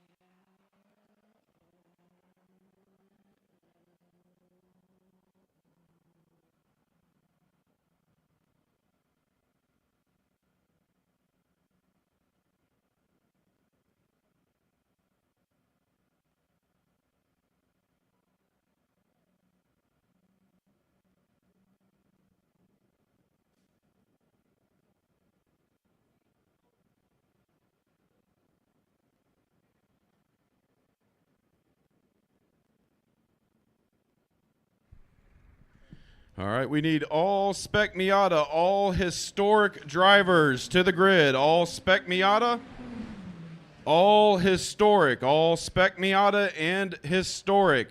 You are up next, so I need all the historic drivers.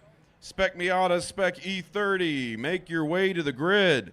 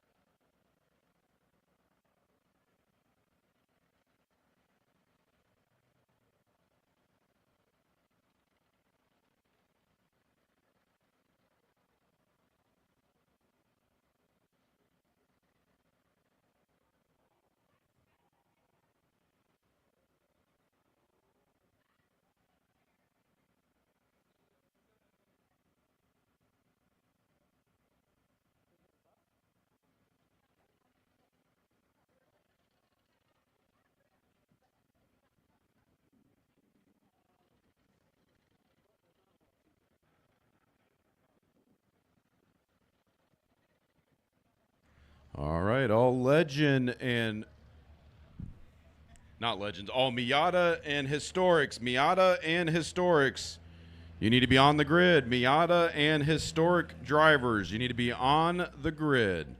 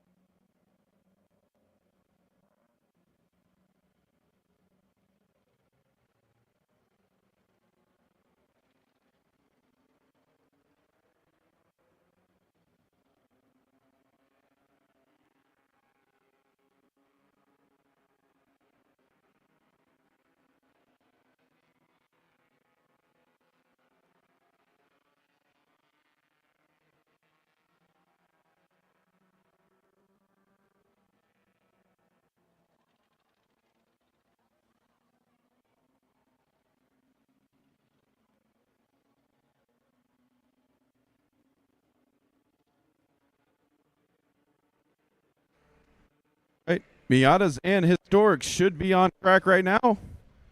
If you are racing in Spec Miata or Historics, you should be on track right now. This is your 30-minute practice qualifying session.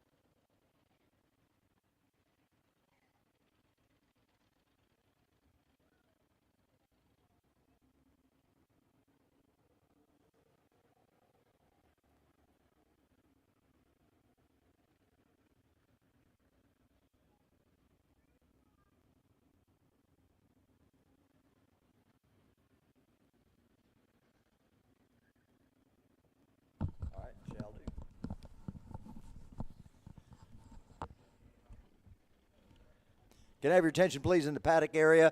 We need all downforce cars to grid, all downforce cars to the grid. Once again, that's all downforce cars to the grid.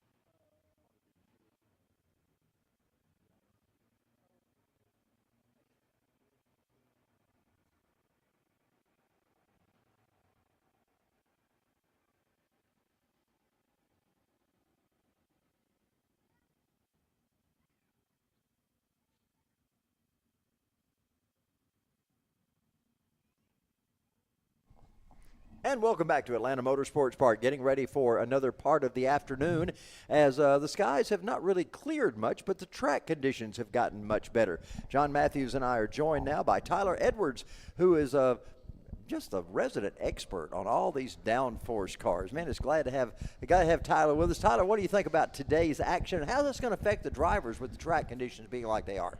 Well, all the drivers have been they've been a little worried. You know, a lot of them have basically just they've not been in these situations before with cold track and wet situations, but the track's pretty much dried out. There's tons of grip out there, so they're all ready to rock and roll. I think they learn what the cars do in the practice. Yeah, they went out and practiced earlier, so when you talk with some of these drivers, they feel more comfortable than maybe they were a little ambivalent going into this deal today? Yeah. I mean, obviously, most of them haven't raced in wet conditions of any kind, so they can come here be a little intimidated by the conditions. But again, in practice, they were able to kind of see what are the grip levels, how are the tires going to be managed, and everything of that sort. And I think they're all ready to rock. John, as Rachel Heiler leads the group around with the safety vehicle here at Atlanta Motorsports Park, I got to tell you a little bit about Tyler. You may not know as much about Tyler as I do. All right, fire away. Legends car driver, dirt late model driver, Dixie Speedway. Tyler has all kinds of racing experience, and he joins us now with, of course, being part of the Primal Racing School here at Atlanta Motorsports Park. All right, so we're bringing a wealth of knowledge into our broadcast today. I do have to say, race fans, this is round number 8 of our Summer Championship Series, which seems like an odd name as we're about 50 degrees still. Charles, you're right. The skies have lifted a little bit, so we're not raining out there, but in the break between what we're seeing now and our previous Legends Bandoleros, you could still feel wisps of moisture in the air. So 50 degrees, definitely a raw feel.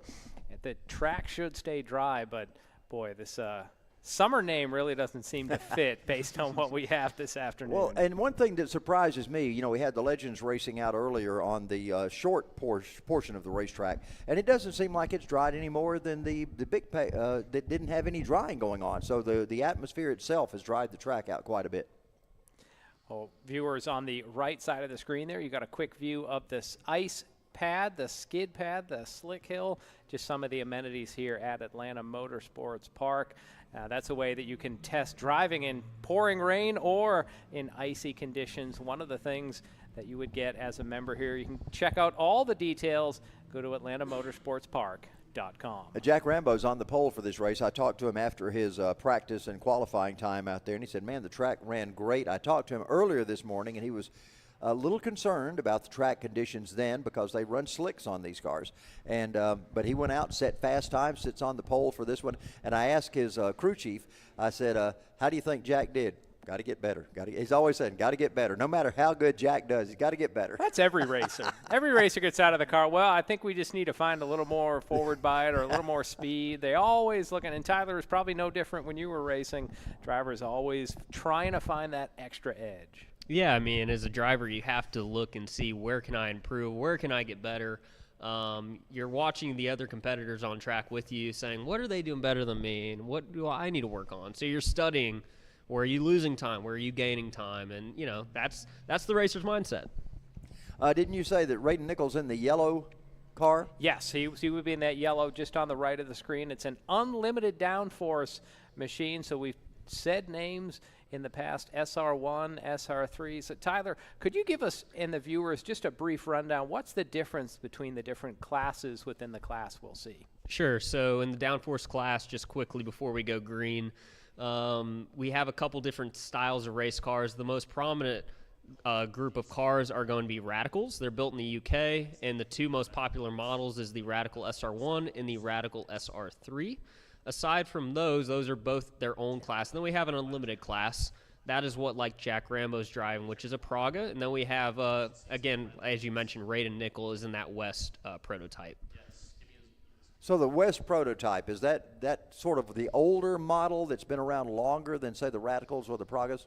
They've been around, I believe, since the early 2000s from what I understand, but I'm not too well versed in those cars. I know the Radicals very well, but all I know is that West, it's fast. I got you. So they start to line up 2 by 2 now. Rachel has pulled the safety car down pit road. We're getting ready for a green flag start. It'll be a 20-minute race, and never know exactly how many laps we get in during that 20 minutes, but we've got some drivers getting ready now to take the green flag, and there's the green flag as we get things underway with the downforce cars heading into that treacherous turn number 1. Braden Nickel in the yellow car goes right to the outside, spin right up front, and everyone else avoiding maybe some contact back in the pack as the one black car, I believe that's Rambo, facing the wrong direction on the exit of turn 1. Wow, Jack Rambo had fast time, started on the pole for this one, and winds up turned around backwards into turn number 1. We have another spin, 2 spins in turn 4. Looks like cold tires. Definitely on a 50-degree day, it would be cold. So Rambo, you can still see he's stuck in turn number 1. We have to wonder what the officials may do, but right now we could see Braden Nickel really take that outside line on turn number 1. Charles, we haven't had a Days of Thunder quote, but that might be the one time where a driver could be on the outside. They're not fully up to speed, and Raiden used that to his advantage. Yeah, Raiden's working his way down through turn 14 right now. The drivers were talking with, as I mentioned, Jack Rambo before the race today, early this morning, and he was talking about dialing back the horsepower a little bit, that they might have to do that because of the situation today. These cars, there's Jack going back once again. These cars have the ability to regulate that somewhat. You can. In the SR1s and the SR3s, we don't have that availability. Now, in David Mason's new Radical, he has the brand new XXR. In those, you can actually dial down the power a little bit with a control on the steering wheel. Okay, so is that a paddle situation where you it's dial a knob. It's a knob on the wheel. Yep. And you have different modes. You have a wet map and aggressive throttle map and slightly aggressive. You have different modes to kind of tune the car how you'd like on making it more comfortable. There's David Mason in that red and white. That's the new Radical SR3 XXR generation being chased by Chris Hune, who is in a Radical SR3 XX, the previous generation. Now, Tyler, you were saying about those modes and the knob. I guess the equivalent for our viewers at home would be when a car might have a snow mode or a sport mode or a luxury mode. Or a tall or tow or haul mode. It changes that computer of where the shifting and all occurs. What does it actually change in these cars? Specifically the sensitivity of the throttle and how basically it builds power. Okay. So, So it just regulates it through that particular setting on the throttle. Yep. A couple really good battles on track, though. We have a good battle in SR3 with David Mason, Chris Hune, as well as Pete Folger and Evan Lowry, which we're looking at right now coming through the back carousel. Well, and today is the finale of the Summer Championship Series here on Main Track. So we have points battles, a season battle within the race today.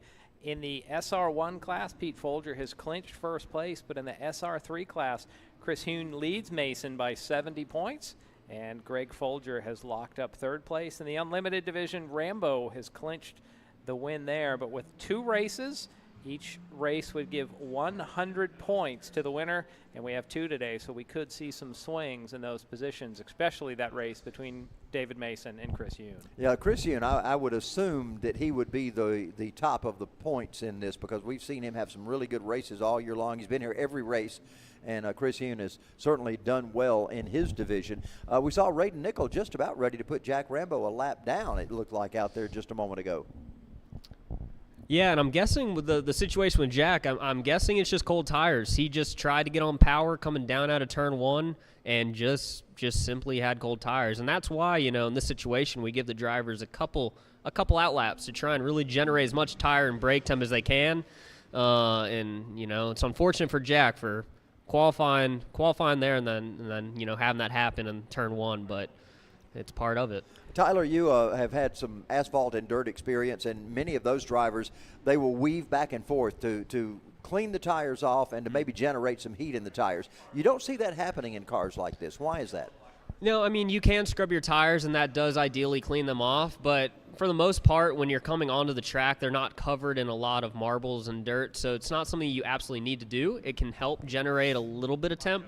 The best way you're going to really generate tire temp is when you're going to be accelerating and decelerating to heat up your brakes, and then that will permeate into the wheel itself. Ah, okay. So that helps to generate more heat into the tire. Correct. By just getting on and off the brakes sometimes. Correct. On screen, we did see Raiden Nickel put Rambo a lap down. That was Raiden in the yellow car. So now we're back to this battle here down into turn number 6. We're trying to see, these are a couple of our SR1 competitors. Number 98, Evan Lowry. So Pete Folger behind him as they head down the back straightaway.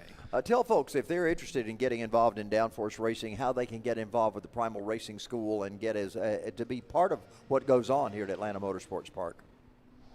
Yeah, if you want to find yourself out here in one of these races, it's not as hard as you think. We have a great group of people out here that love to just come out here for a good time and have a lot of healthy competition, but it really starts with our racing school. We have a 1-day racing school, we have a 3-day racing school, and then we also have a 2-day advanced course. And you can kind of progress through those courses. Most people are going to either start with a 1-day or the 3-day school if they want to try and get a race license. We are SCCA accredited course, and after you kind of start completing those courses, depending on how you progress, your lap times, everything else, I can green light you to compete.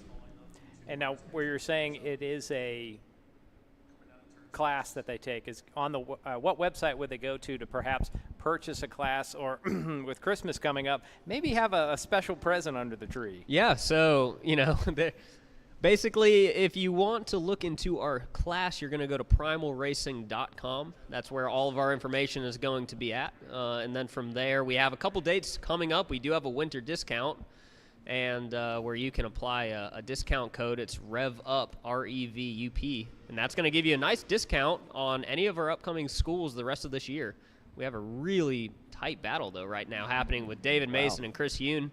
David's doing a good job defensively and holding that position. He's placing his car where he needs to in the important zones like turn 1 and turn 6 where most of our passing happens here. He's got a good gap here, so I don't think Chris is going to be able to make a move that far back for turn 1. And you could really see Chris going into turn 11, came in, tried to make a move to the inside, coming in flat, and that cost him a ton of track position off the exit of the corner. And this is a battle for position in the point standings right here between those two as well. It is. Hune has, I believe, an 80-point lead, so 70-point lead. So if they finished where they are right now, Mason would gain 10 points. So he needs something special today to get enough points for the championship. So Hune, right now, not winning the battle, but he would be winning the war. Yeah, as long as he can keep Chris Hune in his sights like that, everything is good for David Mason in his sights. Chris Hune's got a championship under his belt. But if something were to happen to him like happened to Rambo, you never know what could happen. So far, David's done everything right that he's needed to do. He did the work in qualifying. He put his car on pole in class. And I told him before the race, like, look, just get into a rhythm.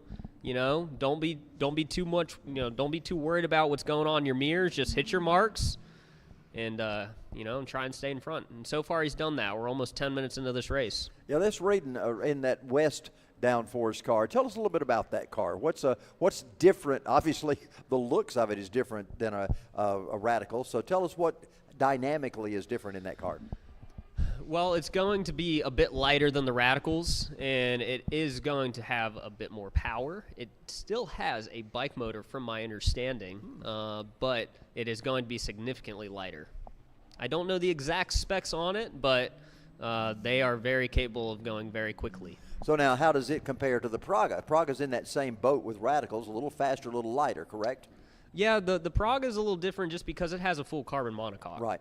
Whereas the Radicals are a space frame chassis, and I believe the West is as well. Don't quote me on that, but I don't believe it has a carbon monocoque. I haven't looked at those cars up closely myself.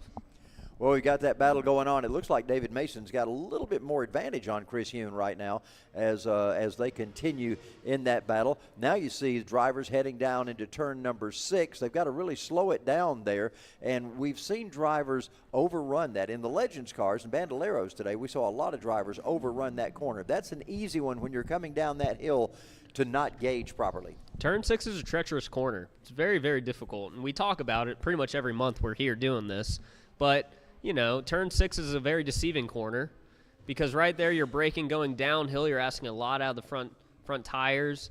it's very easy to early apex, and as you come up over the crest coming out of turn 6, the car can unload, get light. You're trying to get on power at the same time, and you can loop the car easily. Yeah. And Tyler, where you're saying in the entrance to that corner, it's downhill, but at the last second, it flares up. And that's where that early apex comes in, that you have to almost wait for that corner to come to you. Yeah. Definitely a deceptive corner that the camera doesn't show. When Charles and I were out doing our research earlier, you really feel that turn 6 comes up right about there. They hit bottom, and then they come up a little bit at the last second, race fans. It really changes what you would think would be the entrance to that corner. And when you drive into a hill, you're gaining front grip.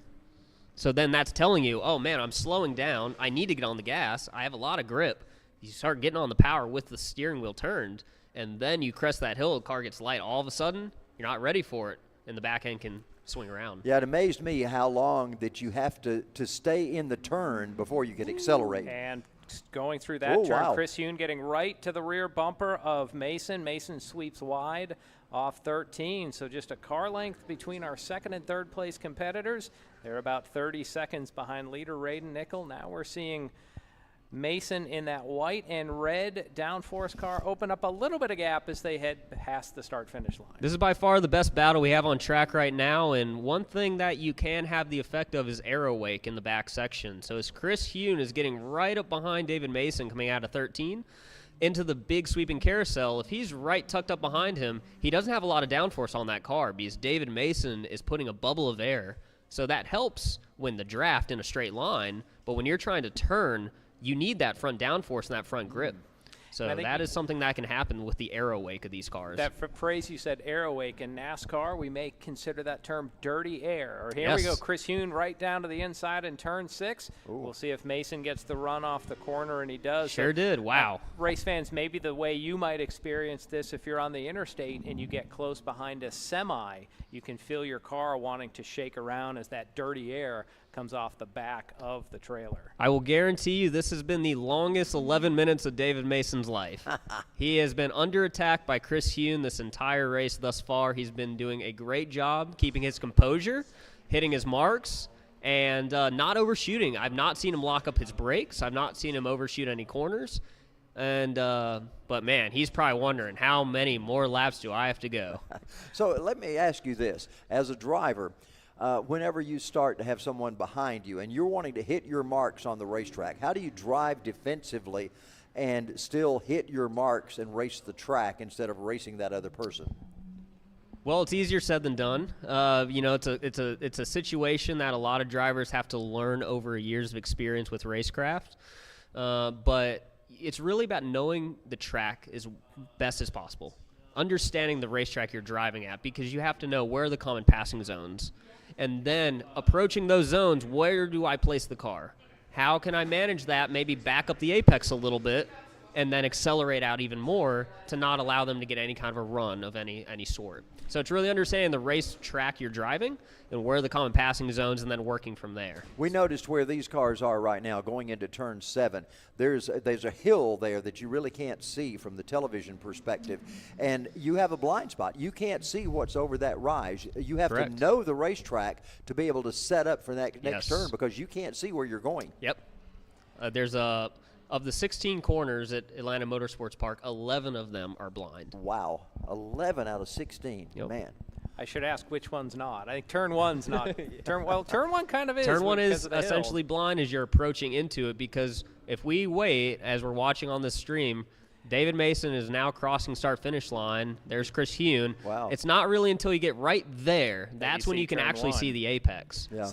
Right up on it. So as we've said, Charles, every corner seems to have something lurking behind it or in it, as now Mason maybe has opened up a little bit of daylight, maybe Huhn overrunning things, and that's cost him some distance. The one car that is definitely on a roll, we could see on the previous lap, as our second and third got down into turn 6, our leader Raiden Nickel was already entering turn number 1. So Nickel out to a massive lead in this first race today. A little wide there at turn 6 for David Mason, but he has been keeping his composure. He's still pushing very hard, but right here he has, made a little bit of a gap, but look at this. He's got a little bit of lap traffic, so this is going to be interesting to see how David manages this lap traffic. This is not what he wants to see right now. Going to be interesting to see what happens as they work their way up the hill right here. They're going by that big sweeping turn down toward turn 14. And Mason has got Chris Hune very, very close to him. He's still got this car in front that he's going to have to negotiate through here in just a little while. And this is going to be the question. How's it going to handle? They're going to come up and probably catch that car on the straightaway. That's probably the best place to sweep by. So Mason gets by the slower car. That means he'll have a clean entry into turn 1. Hune a little bit down to the inside. That might impact his performance as he has to go almost to the inside grass to make that corner. Chris did a good job, though, of negotiating that by not having the right angle to get into that corner.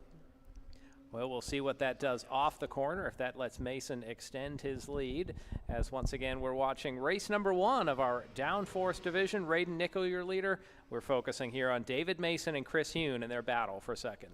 Yeah, Raiden Nickel is way ahead. You see him, we've already seen his car. There you see there him going by behind them as he has accelerated past these guys. David Mason and Chris Hune are running in second behind Raiden Nickel, but Raiden is just so much ahead of them right now. It looks like Evan Lowry, if we look back at the SR1s, Evan is controlling that. And he looks like looking to the inside in 11 and just couldn't make it work. But we have Evan Lowry leading in SR1 with Pete Folger behind. Looks like Jack has made up a little bit of time. He's made his way back up into 6 overall, but the closest battle on track is still right what we're watching. It's David Mason and Chris Hune in SR3. Every time Chris gets up and looks like he's ready to make a move and then has to back out just a little bit, he loses quite a bit of track position. He loses 7 or 8 or at least a distance on the track, 7 or 8 car lengths, and then has to work on building that back up again. Chris knows this track really well. He's been out here a lot. He really knows, where are the best places to pass, how to set up a pass. This whole race, he's been really reading David, saying, okay, where's David faster than me? Where am I slower? Where's David struggling? And try and put a plan together. Look at how wide they swing. All the cars are swinging there. We think in the Miatas you're almost down on the inside the whole time. It looks like the drivers in the middle of that carousel let the car arc out a little more. Tyler, is that a case of you're just wanting to keep your momentum sweeping around the middle of turn 4? Turn 4 is a fascinating corner because the topography really changes a lot. As you enter into turn 4, you actually go into some banking middle of turn 4, but you really want to dime in that corner. You basically utilize some of the understeer at the initial part of driving up the hill into turn 4, work towards the middle, and then you can arc it back in. It's a very large double apex. And as you come down to turn 5, that's when you feel the G-forces actually being applied to your body. As you come off of that turn and then make the slight turn down the hill, you feel it in your bones, really. You do. It's a good feeling. Yeah, well, even going 45 miles an hour today, it was a good feeling. It was fun to be out there. 145, Charles. 145. Here we see David Mason put another lap on to the board. Just a little more than 2 minutes left as Mason just still maintaining that slim margin over Chris Hune, our leader, Raiden Nickel, well ahead at this point. I was looking for him to see if he had crossed the start He's down in line turn yet. 14 probably. Oh, there he is. He had just come across turn number 1. So he's going to catch him probably. Possibly. He may lap the field. Probably will run out of time for that. But Raiden Nickel on his way to an authoritative win in race 1. So we're going to follow here. Chris Hune draws in close, but it seems like Chris Hune does better on this section of the course, especially through 11, 12, and 13. And then Mason's able to just open things up through the long sweeping 14. Both of these guys are pushing so hard because you can see them both going into turn 6 so aggressively and pushing wide, actually missing the apex. They're both pushing maximum attack right now, and I know that right here, Chris is always surging up. David looks like he gets a better exit out of 13, and he's just slowly and surely just building a bit more of a gap right there. But is it a case where you say they're pushing hard, they're on maximum attack? Sometimes, isn't it that by slowing down, you'll actually be faster just because you'll be more consistent out there? Very true. You definitely can. It depends if you are out there making a lot of mistakes. That's where you need to dial back what you're doing because you're driving over your limits. As they say, smooth is fast. It doesn't have to look fast, but it ends up fast on the stopwatch. Some of your fastest lap times are the ones that surprise you because you're the most comfortable in the car. You're not fighting the car. You're driving the car's not driving you. And, those are going to be normally your fastest lap times. Well, we haven't talked much about Raiden Nickel in this race as he just was going around turn 4 there. Charles, what a wonderful career this young driver is forming.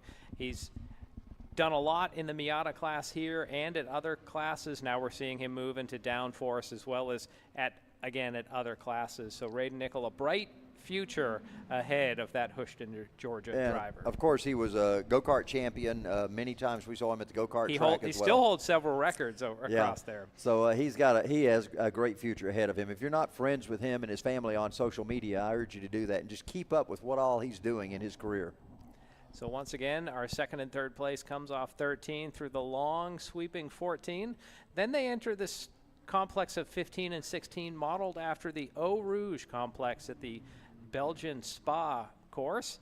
And then they'll come to the front straightaway. They'll probably see the white flag here as there it is, the white flag's in the air. Raiden Nickel will be just a few seconds behind them to take the checkers. But again, we see Mason open up a few car length lead. There goes Raiden Nickel. So Nickel's your winner in race 1. He'll be able to savor a cool down lap, but Mason and Hune have a little less than 2 miles of work still to put in. Tyler, they're coming down to turn 6 here in just a moment, and turn 6 has changed in the off-season last year. They made it a little wider. Used to, if you had 4 tires past the rumble strips, right here at this point of the track, if you had 4 tires past, you were penalized. Now it seems like everybody uses that area of the racetrack to get 4 tires past the rumble strips. Why is that important? Yeah, so with turn 6 being such a tricky corner, and I really, oh boy, is he going to make a move here to 11? Send he's it. got him. Oh, man. Boy, close inside. quarter action in turn 11 as Chris Hune gets to the man. inside of David Mason. Does Mason have anything Can left? he come back? We're going to see if David can make a run. Nope, Chris pulling away now. Let's see if he can surge up. Maybe we might have one more chance. On their 17th lap, Hune He's finally inching able up. to get by Mason. They're going to come off turn 16 here, and it's just a short stretch. Mason takes a peek to the inside. He backed out a little bit.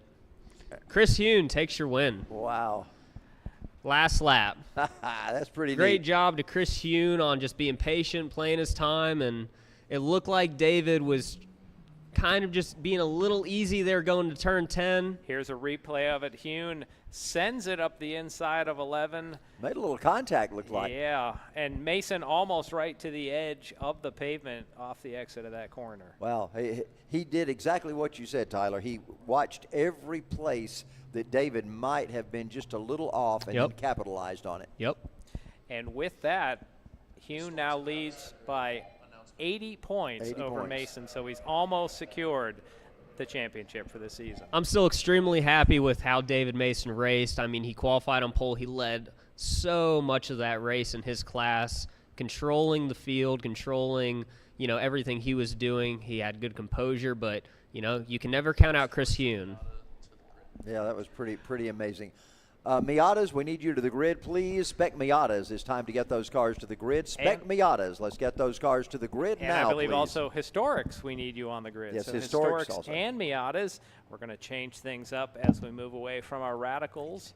Historics look a lot like these Radicals, maybe from a generation ago, and the Miatas, the Mazda convertible product, or some of them had hard tops that we'll see out here. Usually a little slower, but a fun class that we see out here on a regular basis. Yeah, I want to say thanks to Tyler Edwards. He is headed out to survey his cars that he is responsible for and some of the drivers he works with. He'll be back again later as we have another race in our downforce cars. Spec Miatas coming your way in just a few moments. There we see Pete Folger rolling down the pit straightaway. He's going to come to a stop. They'll get some attention. Race fans, the downforce cars will be back on track for another feature later in the program as they run a pair of races today. Well, right now we've got a little break in the action until the Miatas come out on track. We'll be getting them ready to roll in just a moment. You see Rachel Heiler sitting behind the wheel of the safety car as she's ready to bring it out on track to get things going for our Spec Miatas, as you see Pete Folger unbuckling and getting out of his SR1. With the blue, it is an SR3.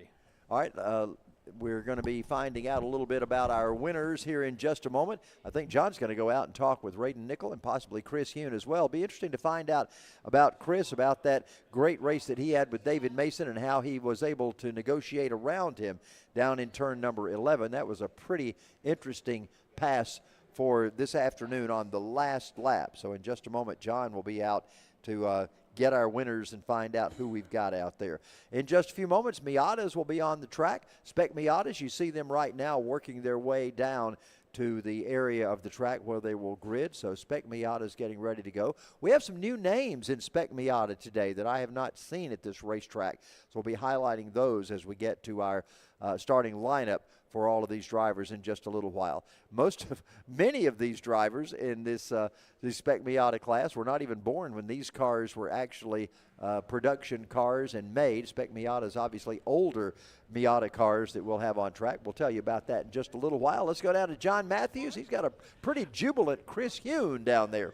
All right, thank you, Charles. I'm here with Chris Hune, the Mahomet, Illinois native who won the SR3 division in race 1. Chris, we were noting in the booth, you and David, you were following him for 16 laps, and you finally got him in turn 11. Just tell us about your race. It was a good race. He's really fast. We matched speed pretty well, as you probably saw, and there's a couple areas I saw an opportunity. I was just waiting for the best opportunity. It happened to be on the last lap, so came through 10 a little bit faster than him and got alongside before we got to the turn-in point on 11 and got inside. So now, from our vantage point, was there any contact? Because, boy, it looked like you two were awfully close when you were side by side. Nope, no contact.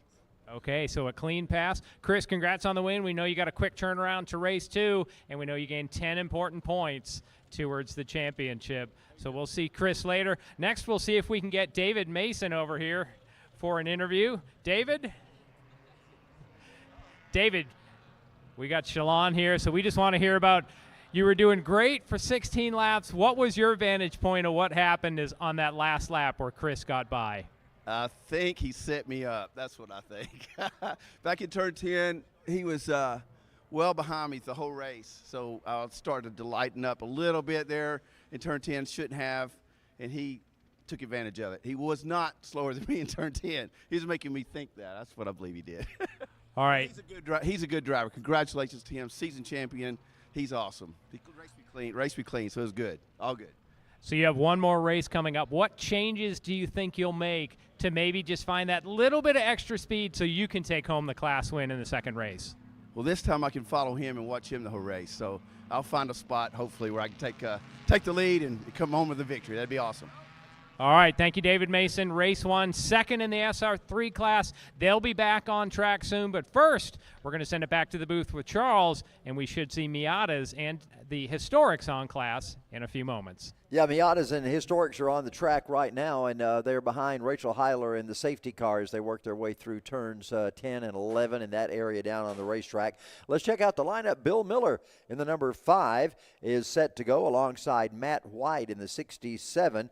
Mike Pasco in the 65. That's row 2 inside. They'll start to double up here in a moment. Steve Tyner is in the 09. Kevin Rogers in the 7. Blake Fabiani is in the 85. Greg Kimbrough in the 100. Robert Riles in the 141. Brian Vandeveer is in the 208. Brian Farmer in the 414. Charles Morris in the 562. Greg Treason is in the 631. And Michael Eberline is in the 737. That is a historic. Several of those back in the field, starting with Brian Farmer, are in historic cars. Now, so there you'll see the Spec Miatas all lined up. The Historics will be on track also behind them, but they'll be separated just by a little bit, as we'll have a best-in-class race right now. Let's see if we get ready to go green. They make their way down front. The lights are, let's see if we got a green flag and got green lights. So we are heading down to turn number 1. It is a tight turn. They're 3 wide. Somehow can they go in there like that? Oh my, no. 2 cars, 3 cars have trouble in that area of the racetrack. Chaos in turn number 1. Charles, as you had indicated, the first car got through. Then it was game on from there, as it seems like a couple of cars have got by, but a couple maybe mired in the sand trap. We'll see what happens. Charles, you were mentioning about that field. Blakely Fabiani leads Keith Williamson by 80 points in the standings. Once again, 2 races on tap, 100 points to the winner. But Charles, one of the names I don't see is Keith Williamson in the field. So he Blake may be able to clinch the championship here in the first race this well, afternoon. Blake Fabiani has gotten the lead now over Bill Miller, and he had started kind of well back in this field, but he is up there right now. So Fabiani is your race leader, and I think all that happened because of that melee into turn number 1. Here's a replay trying to go 4 wide. Well, we might get a replay in a moment. But, Charles, they were almost 4 wide at one point, which that won't work on a big super speedway, let alone on a tight, twisting road course. Yeah, like not on Atlanta a hairpin Motorsports turn Park. like that. Oh, my goodness. 3 wide would have been questionable. Sometimes double wide is questionable So going into there. Here's the replay. Boy, we see Fabiani in the blue car get to the bottom. It's that orange car goes off into the sand trap, and Fabiani with a nice move. Boy, you can see that red Miata locking up the left front tire.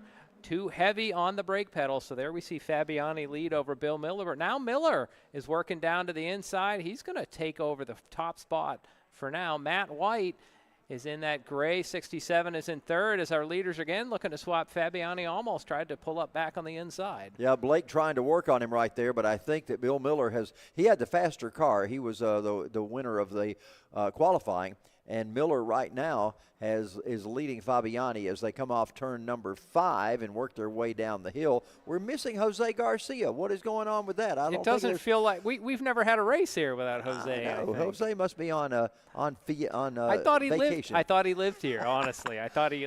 That's what we accuse him of anyway. We're kidding out there, race fans. We love Jose. He's a longtime member here. Seems like just about every race we cover, he's one of the names. Whether it's there. carts or cars, right. Jose is here. Anyway, right now they're heading down to turn number 11. They'll work their way through there, and you see the difference between Bill Miller and Blake Fabiani as they get ready to work up the hill. Now, here's a big elevation change. They work up that hill. Look at Fabiani closing in on Miller as they go around that big sweeping turn. Just a couple of feet between our top two. Miller is in the red, number 5. He's in first. Fabiani behind him in the blue, 85. Miller just starting to crack open a little bit more of a lead as they sweep through this long bending turn 14. And a big thanks to Jeff Farber, who is today having to handle all of the drone work. Normally we have Daryl Killboy Cannon here as well, but Jeffrey Farber is handling it by himself today, doing a great job of showing us this entire track from his drone position. Well, big thanks also to Shalon and Tiana. It's a cold one. It is a nasty day to be a cameraman, so we're grateful to have them covering the I think action. Tiana's on the sky deck, isn't she? Yes, it's yes. What is it that Will calls that, a sky deck? Is that his term for this? No, I think she's on the roof of the building. Oh, she's on covering. the roof. Okay. Sky Deck, race fans, is the new amenity here at Atlanta Motorsports Park. It is an observation deck that comes off the second level of the building and goes right out to the edge of the track. There you can see it on the right of the screen. A unique way for people to experience the racing because the cars flash almost directly under your view. And John, I had opted for us announcers to be able to be out there on the sky deck. Today, I'm glad we're not. Somehow it all works out in the end, doesn't it, Charles? We're saying this, it's about 50 degrees, race fans, on a raw, cold November day here in the North Georgia mountains. We're located just about 3 miles west of the city of Dawsonville, Georgia, in the North Georgia mountains, as Blake Fabiani takes a quick peek to the inside there of Miller. Miller's able to hold on for now. And Charles, we think a lot about this area, that name Dawsonville, the home of Bill Elliott and now also NASCAR champion, his son Chase Elliott. So the father-son duo calls Dawsonville home. And the reason they have been number 9 all their years is because Highway 9 runs from here to Atlanta. So their shop originally was on the side of Highway 9, and that's what they named their race car. We mentioned earlier in the broadcast it was moonshine that really helped start the stock car racing in Dawsonville. The gentlemen, will say, running the moonshine needed to stay away from the revenuers. To do that, they souped up their cars, spending the money they had to get bigger engines or better suspension, so on these twisty mountain roads they could outrun the police trying to catch them. And the last time I was at the Georgia Racing Hall of Fame, you can buy Bill Elliott moonshine right there that's made in the Hall of Fame. And we do mention that the Georgia Racing Hall of Fame is just on the other side of the downtown of Dawsonville proper. Great place to go. It's just a couple weeks ago they were having their big festival there, part of the Moonshine Festival.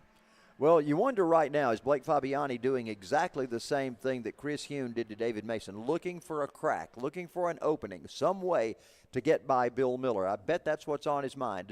Let's just bide our time and see where his weak spot is and see if we can capitalize on it. Yeah, well, he's almost going right now. He took a look to the inside, and now they're sweeping through 12 and 13. Let's see if Fabiani's going to go right to the curbs. They're side by side through 13, and there's going to be a drag race around turn 14. Wow. Fabiani's got the preferred inside line, I would think, but look at this. Bill Miller's accelerating on the outside lane. He may get back ahead of him. Let's see if he can cut him off and pull back in single file. And he does for now, so Miller thwarts that attempt from Fabiani.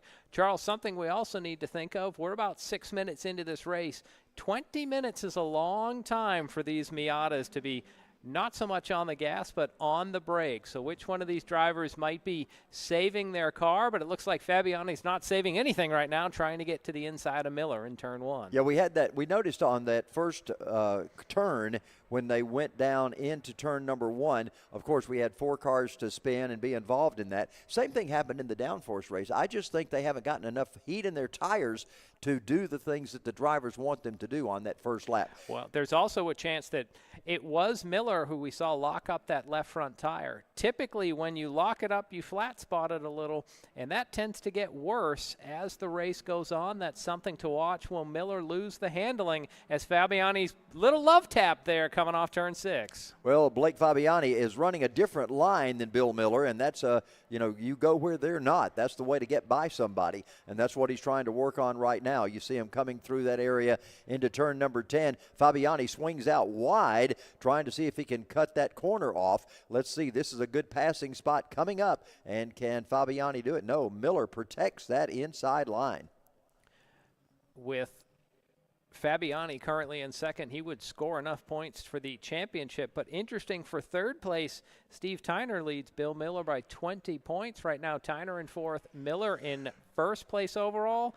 That would give enough points to move Miller into the third spot overall in the championship. So Miller hoping for a good performance to try to move himself up in the championship. Man, he is pulling away right now. Look at this. This is the biggest lead he's had over Fabiani so far as they head to turn 1. Blake's going to have to do some pedaling to try to get back up there and do battle with him. Yeah, I don't know if Fabiani might have missed a shift coming off 15 or 16, but Miller just a few car lengths of an advantage, maybe enough to breathe and settle himself. These two look like they're going to settle it to themselves as it's a couple of seconds further back to Matt White, who's in third. Yeah, they come around the big turn 4, the sweeping turn around the tower, and it's Miller coming down the hill. You see those cars. You see how they lean over to the right side. That is an off-camber turn for these race cars, and it makes it very difficult to continue to have them under control. They want to get upset at that point. So our two leaders continuing to go to battle here. We've just crossed the 11-minute mark, so we should see another exciting 9 minutes as they get to the finish.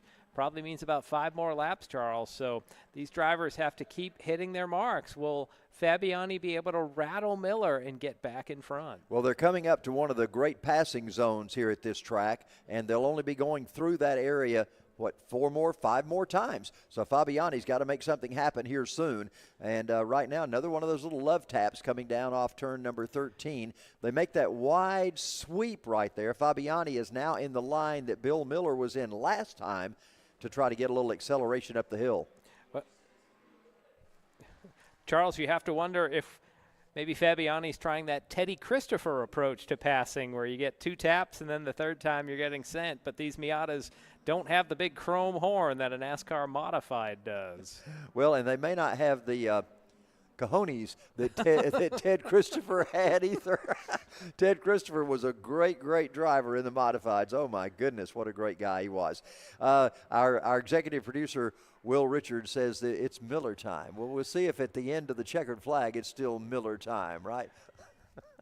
Well, it's Mazda time for sure as our Miata's on track. We believe the downforce cars are somewhere out on track, but I haven't seen timing and scoring for them, so we'll try to get an update as it permits. But right now, race fans, you're seeing Bill Miller hold off Blake Fabiani. Fabiani getting right to the rear bumper. Boy. Once again, moving up the inside. They're side by side, but Miller has just enough momentum to hold on to first for now. It's been amazing to watch Fabiani as he came down that hill. I thought for sure he was going to spin out coming in with as much momentum as he did coming into turn 6. But he held on to it and got caught back up to Bill Miller. Now, can he get around him? That's the question. He got around him a little earlier or got beside him, never fully got around him. So we'll find out if he's going to be able to do that as the laps wear on. Fabiani using up some curbs to try to gain a few more inches on Miller, but Miller holding on once again for the moment. Just off the edge of the screen, you could see third place Matt White comfortably in third. No pressure from behind, but the focus on our front duo. Charles, they've been putting on a show for our viewers. They have, and right now Miller is about 10 car lengths ahead of Fabiani as they work their way off turn 16. They'll come by. We'll have a few more laps to go. We're only 11 minutes into this, so we've got quite a while to go, 8 more minutes, and we'll find out how these drivers do. But Fabiani's got some work to do, and Bill Miller is driving a flawless race so far. Miller seems to have plenty of speed, Charles. We seem to note after turn 13, he opens up the lead through 14, 15, and down the front straightaway. Now the drivers seem to be on Fabiani's preferred turf. Let's see what he does heading down into turn 6. I'm not so sure that Bill Miller might not have a different gear in his car. It seems like he handles so much better on certain portions of this racetrack and has certain speeds in certain areas than Fabiani does. So they may have a different gear in there. Always possible that they're just set up for different portions of the course. Right now we're seeing Fabiani about 4 car lengths back as they go down there, our not so straight back straightaway. And maybe, Charles, for the first time in this race, Miller has just enough of a gap to breathe and enjoy that said Miller time. And it may, well, look at him catching up right now. Oh, he is going to the outside, setting him up for a pass to the inside, but Miller protects that so well. Now, can he do the same as they go through turn 13? Boy, Fabiani using the unconventional approach to come up on the outside around turn 12. Charles, we've not really seen that as a passing zone. Fabiani trying to make things happen, but here once again we see Miller open up the advantage through the sweeping turn 14. Well, you know what David Mason said? David said that Chris Hune kind of lulled him into missing a corner a little bit. I wonder if that's the same situation going on now. Fabiani's letting Bill Miller think he's got this in the bag, and all of a sudden he lets up mentally a little bit, and around he goes. That's what every driver hopes for anyway. Fabiani almost getting maybe the right side tires into the grass. They're using the curb heavily off the exit of turn number 1. So we're going to stick with this and see as Miller sweeps around that carousel. Fabiani is closing in. Charles, you have to wonder if we might get to see that last best in final down into turn 6. Yeah, they're not as far in this race. I was thinking we were getting close to the last lap, but we've still got 6 minutes to go as they head into turn 6. Does anybody lock the brakes up? Fabiani just really powers through that corner, man. Really sending it in where maybe Miller easing off a bit on the entrance, or maybe his brakes aren't as good. So it is a red versus blue Miata battle here in race number 1 for them this afternoon. I talked with Blake Fabiani earlier races when he was here this year. He's had quite an interesting time. He thought he wasn't going to be in a couple of those races. At 1 in the morning, he realized that he had a little oil, there he goes. Can't make it happen again this time. Sort of a Days of Thunder thing. He saw some oil underneath the car and said, you're not being good to me today. We got to find out what's going on. And why didn't you just tighten the oil filter? Yeah, no, that wasn't. No, that's the line in the movie, though. Yeah, but he had to take the cam out, replace the cam. He did that like at 1 in the morning. Still didn't think he was going to have anything for the race. Came out here and won it anyway. So he has had an interesting season. Blake Fabiani has. It took us that long to get a Days of Thunder line in there, Charles. Yeah, why didn't you just tighten the oil line? But you're right. Boy, when you see these engines and when they have a problem and when they find metal anywhere, you know it's a problem that it's lurking somewhere in that engine just waiting to cause a problem. And we saw one of the cars that was out on the track earlier today, and just a little bit of contact, and the sprocket and the chain and the whole ledge on the Bandolero car, whole thing was just damaged and had to be replaced. So these are lightweight parts for the most part. So that means they're not strong, heavy cast iron like we might think something should be made of for a yard cart. Well, and these are race cars. They're meant for performance. They trade durability and endurance and ruggedness all for speed. And who would ever think a Mazda would be a great race car? But we have some outstanding races going on here with these Mazda cars. These are 93 to 2000. Isn't that the range of Mazdas that we have? That tends to be when you see them, so there's a good chance that some of these drivers are younger than the car that they're in. They're not a tremendously powerful car. I'm going to say about 120 horsepower, but they weigh in around 2,000 pounds, so they're pretty light, so it makes for a sporty drive out there. And they come around that big section of turn 14 once again. Bill Miller got a comfortable lead right now. I don't know if you can always say comfortable at any point in the race, but for him it's about the biggest lead he's had of the day. We've got 3 minutes, a little over 3 minutes left in this race. So what, two, maybe 3 laps? Probably means 3 more laps as Bill Miller comes around to put lap number 11 on the board. Just recapping your top 5. Fabiani's there in second. Then it's a gap back to Matt White. And after White, it's about a 40-second gap to 4th place Steve Tyner with Kevin Rogers in 4th. And Mike Pasco scored it with 2 laps, so he did have to pull out of the race. Well, they worked their way up the hill in turn number 4. There you see Miller going up, and you see Fabiani behind him. Miller swings out wide, so does Fabiani. We noticed they take a little different line through there than the downforce cars did. The downforce cars went way out to the side, and these Miatas want to hug that corner a little more. So once again, down into turn 6. Boy, that really seems where Fabiani just sends it into that corner and is able to chomp into the lead, but Miller, just like you're saying, Charles, might have that little extra gear in the car. Not a physical extra shift in the transmission, but just that top gear might just get him a little bit more speed for these longer straightaways. Yeah, he comes off of turn number 11 right now, and that was a great passing point earlier, right at this point of the racetrack where Chris Hune got by David Mason, and here's Fabiani trying it again. Right to the rear bumper of that red number 5, but Miller able to accelerate off the corner once again. So, Charles, we've seen the plot line set up here. What does Fabiani have to do now to try to change the plot to get himself up to the number 1 spot? Well, he's going to have to find Miller in a spot where it is a passing zone and try to see if he can either kind of root him out of that spot, sort of like Chris Hune did with David Mason, or whether he can find an area where Mason has been a little bit, or where Miller has slacked off just a little bit. Find a gap in there. White flag is out. We're on the final lap right now. There's one more chance. There's about 3 passing zones on this racetrack. Fabiani's got to try to get up there and take advantage of that, or Bill Miller is going to be the guy that wins this race today. Well, maybe Fabiani can force an error from Miller as they sweep through the Turn 4 carousel section one more time. There is one slower car ahead of them. That must be Kevin Rogers. We'll see if Rogers comes into play, as there you see Rogers right off the corner. Miller leads Fabiani by several car lengths. It looks like Rogers is going to get to the side and let our leaders go through. Well, Charles, we might see Miller have to pass at a bad time here. He's able to get to the inside, so Miller puts Rogers a lap down. Here comes Fabiani. And now they head to that tricky turn 11-12 complex. Yeah, I think this is the farthest back that Fabiani has been at this point on the racetrack. But look at him, how he closes in right there at that spot. Another little love tap. Now he's going to the inside. Fabiani working on Miller. They make a little contact off turn number 13. Working their way down now. All of a sudden, Miller is on the attack once again. He has got acceleration coming up the hill.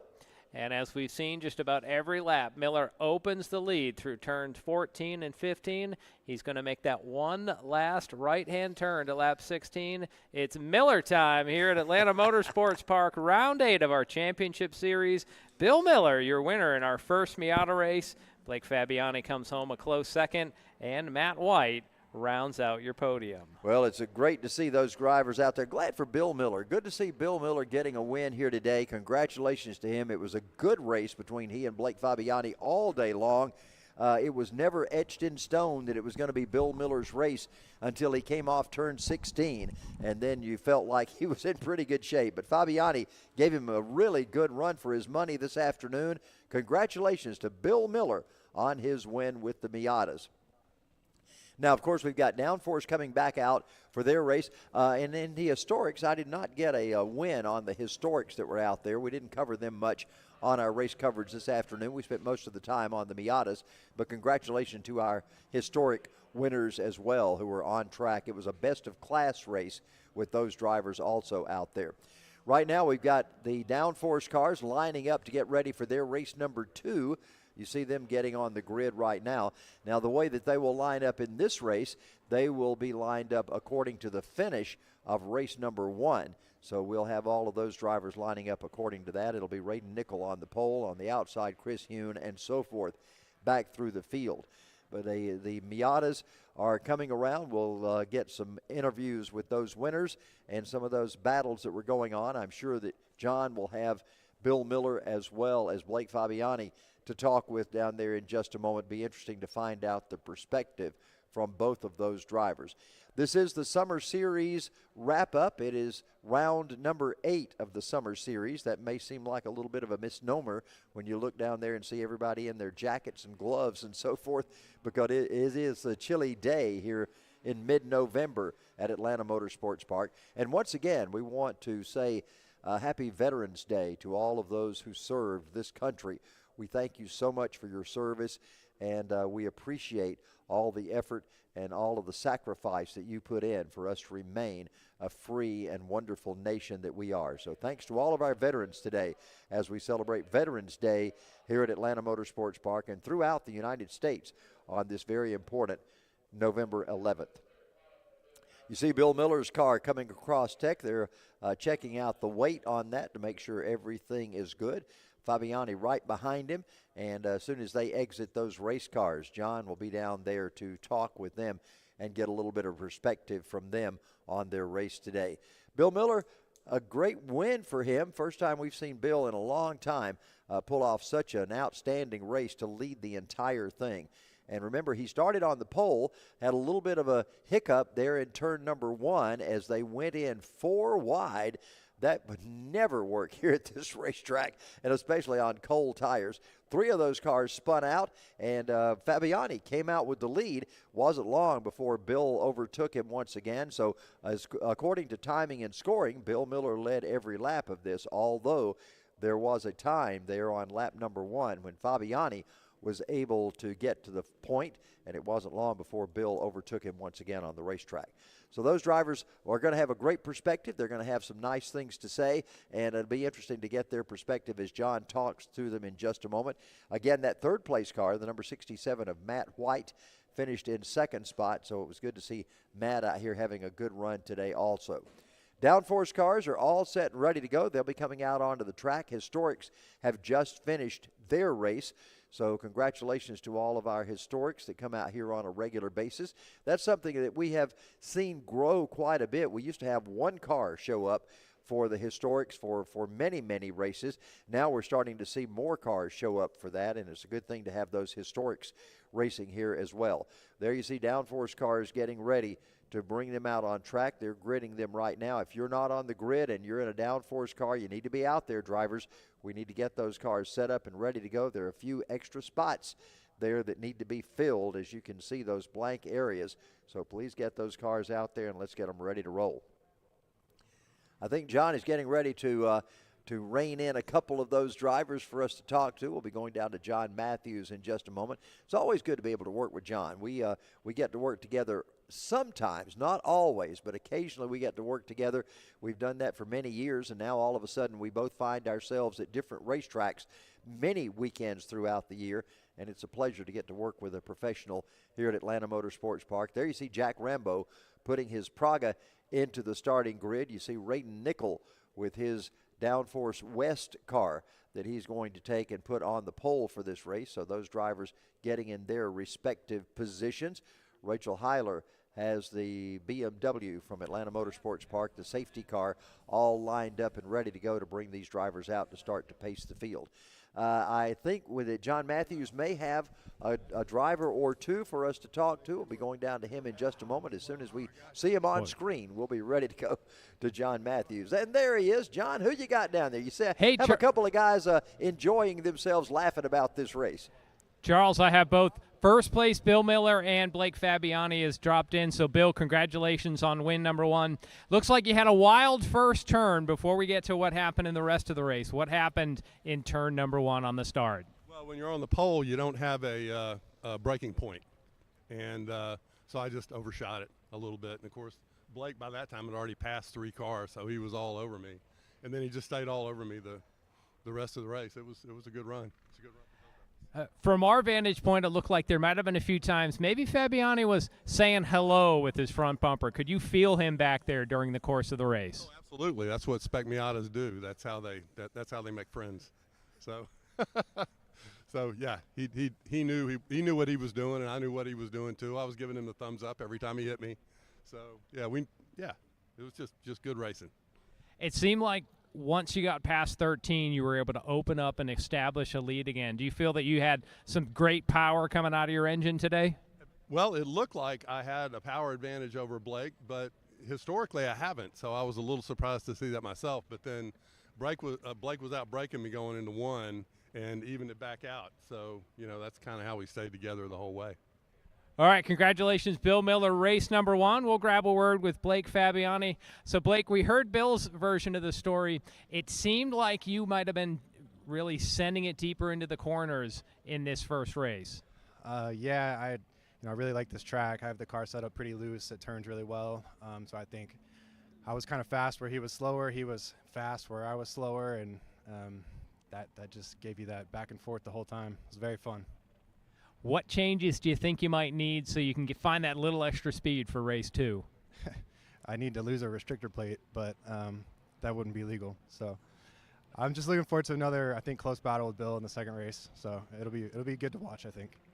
And Blake, I believe you have enough points in this race that you are the 2023 summer champion in the Miata class. So congratulations. Thank you. It was definitely fun. I hate that Keith wasn't out here to battle for that first spot, but I'll take first all day. All right, that was Blake Fabiani, second place in our Miata race number 1. Charles, we know we have downforce cars coming up, so we'll send it back to you in the booth. Yeah, thank you, John. Yeah, downforce cars are on the track right now. There you see Radon Nickel, that yellow car, out ahead of the field of all the downforce cars. They'll be ready to come to green now. They did 2 laps earlier as they were getting ready to go before they started this race. Not sure if that's going to be the case this time. We'll know if Rachel pulls her car off the racetrack or not. We'll find that out in just a few moments. Again, that wrapping up that Miata race, it was good to see Bill Miller and Blake Fabiani, great competitors. Good to see them have the race that they did today, and we'll see how that one turns out in race number 2 when they come out a little later on.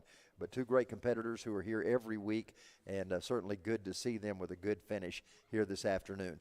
Right now, we've got our drivers working their way up the hill as we get ready to go green with the drivers in the downforce. Tyler Edwards has joined us back here in the broadcast booth once again to offer his expertise on this. I have a question for you. What's the root of the name Primal? Why do they call that the Primal Racing School? Do you know, or is it something you shouldn't say?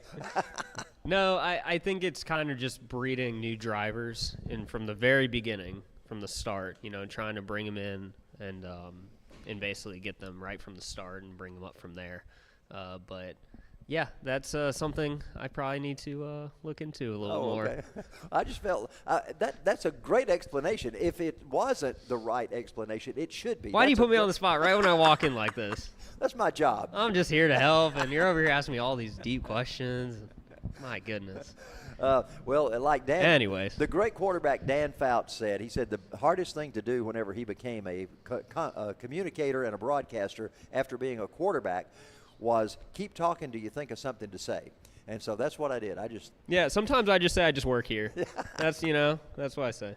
All right, our drivers are getting ready to go. There's another cool-down lap right now, or another warm-up lap, I should say, not a cool-down lap. We don't want to cool down much more than this. It's cold outside. Yeah, and that does make a difference in the tires, the ambient temperature around the track. So how does that affect these tires? Obviously, you're not going to have a situation where brakes are going to get super hot today. No. So how does that affect getting ready for the race to start? How many laps does it take to get these cold tires up to temp? It only really takes 2 to 3 laps in this temperature when you're pushing it hard to get up to optimal temp. It's just you can do that strategically in different ways. So, like, these out laps are really instrumental for these drivers to scrub their tires, heat up their brakes and tires as best and most efficiently as possible, so when they go into turn one and get on the gas, they're not going to have a spin like we saw in the last race. Yeah, we saw that in the downforce race. We also saw the same thing in the Miata race. They went in too hard into turn one, expecting warm tires that weren't quite there yet. Yep. Yeah, it's hard because you're trying to push as hard as you can. You don't want to just ease into the corner, but then it's not until you're getting into the corner you're hitting the brakes and you're just like, oh boy, this is not stopping as good as I was hoping it would. And that's where, you got to be careful. Well, we're getting ready to, I think this will be the second, and it'll be their final lap. They are gridding round. up now. Yeah, they're getting 2 by 2 as they get ready to go. Now, these are set up in the finishing order of the first race. But, of course, some of those drivers were a lap down, but that doesn't affect this. They start like Jack Rambo will be starting on the lead lap on this one, even though he was a lap down in the earlier race. Correct, yep. So Rachel will pull off the track. We'll see Rayden Nickel lead this group down to the green flag and get ready for this race to go underway. Now, will these drivers have learned something from that first race and not go into turn one so hard and heavy, or not? We're about to find out. Best way to do is to look on the screen and see what happens. Green flag is out. We will find out what happens in turn one. Look at Jack Rambo. He is heading hard down to turn number one. 3 wide into turn one. There's only so much real estate there. It's getting a little tight on exit. Jack's all the way on those rumble strips. Boy, almost had 2 tires off in the grass there for a moment. Everybody's kind of getting in single file here, falling into line. Rayden is starting to separate himself from the field, and we have Chris Hune in second, Dave Mason in third, rounding out your top spots. So now David Mason said before that he was hoping to see if he could do the same thing to Chris Hume this time that Chris did to him, follow him around a while and find a chink in his armor and be able to get by him. But right now, Chris Hume's got quite an advantage over David. And look at this battle for third here. Rambo in that black car is back in fifth. Charles, you saw it right on the start. Rambo's got some speed out of that downforce. I don't know how the handling is, but on the straightaways, he seems like he reels in whoever is right ahead of him. Yeah, he's got quite a bit more horsepower under the hood of that compared to the SR1s and even the SR3s. But we're going to see him right here in the carousel in that black car just eke away right here. He's just going to start accelerating and just pull a gap. But obviously, Jack right now, he's just warming up his tires more than anything. He wants to make sure he's got a good heat. And there he comes. He's going to make an inside look on 16, and that is close. Man, Evan, and he is fast. That was heads-up driving by Evan. I don't think Evan was really expecting Jack to make a move right there into 16 that far back, but thankfully Evan saw him and gave him that lane. And that's, of course, that's a term we haven't talked about too much, but as the cars come up the hill at the end of 16, they level out, and you get a big weight shift. So to try to go side by side there can really end up in some sketchy moments. They work their way down the hill in turn 4 right now. You see the lights on these cars. That's something we haven't noticed many times this year's lights on. Yeah, you can option lights on all of the radicals. You can get just the LEDs with the full running lights. They come standard with the brake lights and everything of that sort. But it's nice having the headlights as an option, especially if you just want to use these cars for like a track day toy. I see it as a safety option because these cars do sit lower than most production cars, and when you're sharing the track with Corvettes and other cars, it gives you just a little bit more visibility to other people when you're, running up behind them. Because when you own a Radical, you're going to probably be doing more passing than getting passed at track days. Well, we heard Rayden Nickel go by just a moment ago. He has already passed start-finish. Our second-place runner, Chris Hune, is working his way towards start-finish now. So Nickel is already building up quite a lead on these cars. One thing that I'm really looking at right here is Pete Folger. He is sitting in P5. He is first in SR1 class right now. He had a really good start. Looks like Evan has been falling just a little bit. And there he is. He actually spun at turn 1. I believe that is. Looks like we'll have to see if that was. Looks like he's back underway. There was a brief caution out, a local caution, I imagine. Here's the replay. Oh, yep. So he looked like he was making a move to try and pass on the inside of Greg Folger, and just locked up the rear tires and brought that thing around. Thankfully, it looks like he didn't end up in the sand and was able to resume, but now he's got to try and make up a lot of ground to come back and make anything of this race. Well, one driver had a heart-wrenching moment there as Lowry spun out. It might have been Clayton Powers, just had to slice to the inside and was able to avoid the spinning 98. Really good heads-up driving. He was able to get out of that spin fairly quickly, though. He caught back up, or at least got out of the spin, and didn't lose a ton of track position. Yep. Could have been much worse. There's your battle. That's the battle for, is that second or third that's going on? Fourth that's going on right there. What we got? That is Pete Folger in front, followed closely by his son, Greg. And Greg's battle looking of the to Folgers. the inside right now, yeah. And I think they're going to race each other a little more clean than they would race other people, but we'll see. There's obviously that father-son competitiveness, and here comes Greg's Greg looking up to the inside inside now, yeah. Yep. Greg's going to make that pass on his dad as he comes off turn number 1. So Greg Folger now is in that spot. He has moved up now to 5th ahead of his dad, Yeah, Pete. Thanksgiving dinner would be a little bit awkward if they had something on track, I'm sure. Well, we're actually going to Barber Motorsports Park with both Pete and Greg next weekend. So they both came into this like, yeah, we don't want anything crazy to happen because we want to go drive at Barber next weekend. So they work their way now down into turn number 6. That is a very unusual turn here, a great turn, a signature turn here at Atlanta Motorsports Park. They get their way through that one right now. There you see Greg Folger, and there now you see Jack Rambo as he's working up on Dave Mason. And what we don't see in that shot is Chris Hune. So in the first race, Mason and Hune going at it lap after lap. This time we see that Hune has opened up a comfortable margin ahead of his closest pursuer. Now you see two different lines there. You see Dave Mason hugging that inside line. Rambo was on the outside quite a bit. So what's the preferred line, and does it matter between the car makes? Well, you know, you're definitely going to be slightly adjusting your line through the carousel depending on how heavy the car is. But ideally, the carousel is important because you want to be as smooth as possible through there. It's actually an increasing radius corner, so it opens up and gets longer as you progress through it. So because of that, you basically adjust your line and make it a perfect radius. So if you can hit it just right, you're going to have one steering input all the way through the back carousel. Gotcha. And for our non-technical drivers, does that mean you more or less bring the wheel to a certain point and you just hold it in that spot? Exactly, yep. So you're basically holding at one steering angle the entire carousel. The car, however, is going to be next to the grass at one point. Then you're going to work towards the middle of the carousel, and then you're going to gradually bring it back to the left. But doing all of that, the steering wheel's at one angle. So Charles, set it and forget it. Yeah, it just drifts itself out. Exactly. Yeah, So we gotcha. watch right here. You come out wide towards those blue and white rumble strips on the exit. Then you're working back towards the left, right next to the grass.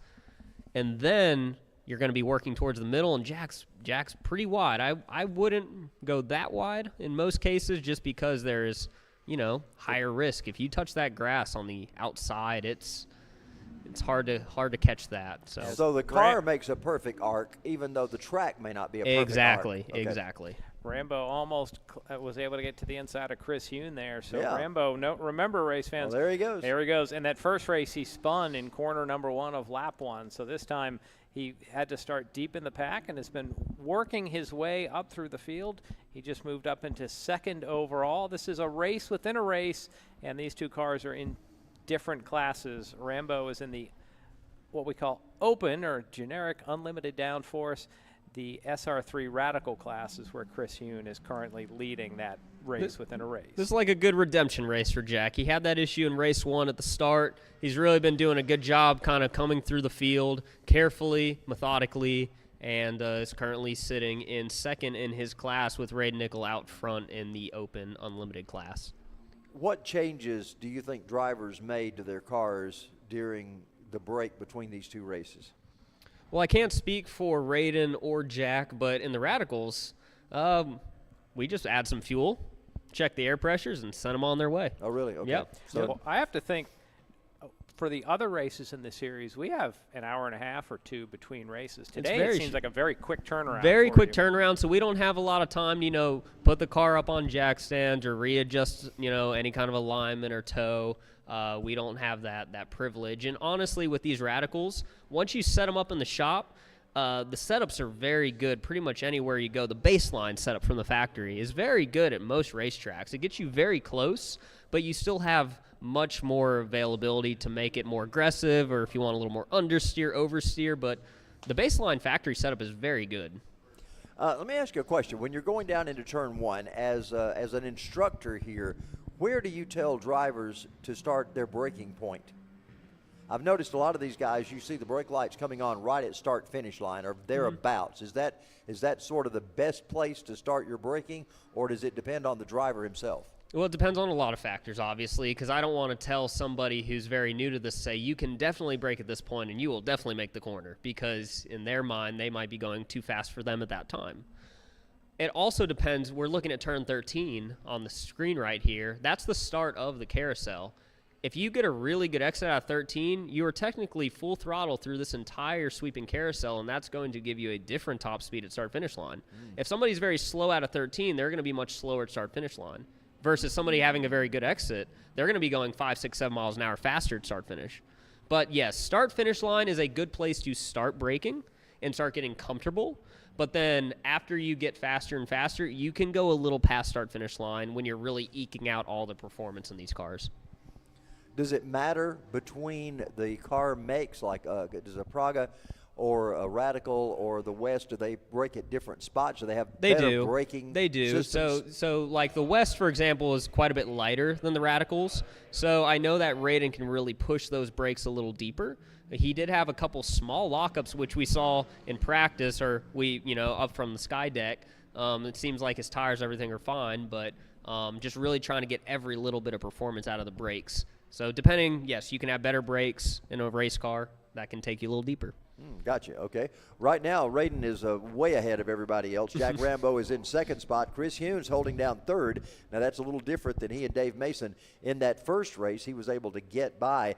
David led the entire race of that in their division up until the last lap, whenever Chris Hunes was able to get by him. Right now, Chris Hunes holding on to that spot. And David's quite a distance back from Chris at the moment. I talked to David a little bit after that race and just congratulated him. I told him I was very, very happy with just how he controlled himself, his composure, because he had Chris breathing down his neck for 17, 18 minutes of that race. And he's never really been in a situation like that. And that's really hard for a newer driver in something like this. Okay, Chris a big dude. Yeah. He's been doing this. He's been doing this a long time, though. Chris has a lot of experience. You're right. In these, so. I was just joking. When you see Chris, where I think he's 6'4". He's literally a big dude coming out. He's a tall dude. Oh, yeah, for sure. But I was very, very happy with David, and he told me, he's like, yeah, I think I might have burned my tires up a little bit. So I think where he's at right now, I think he's just kind of nursing it to the end at this point. And it looks like David is actually pulled off into the pits. He has, yeah. I'm not sure why that is. We'll have to see what's going on, unless he just doesn't feel comfortable, or hopefully nothing's wrong with his car. You talk about tires, using them up. Do the tires cool down during the heat cycle, cool down enough to where they can go back out and run the second race on them, or are all these new tires? No. Yeah, you can keep running the same tires. The Radicals all use hand-cooked tires or hand-cooked tires. Everybody says it a little differently. But you can get a lot of heat cycles out of them, and these tires are fine. So we're looking out of our vantage point in the garage here, seeing that Mason is climbing out of that Radical. Doesn't seem like anything looks grotesquely wrong, but a technician's coming over to see him. But his helmet is coming off, so it looks like day done, unfortunately, for David Mason. Wow.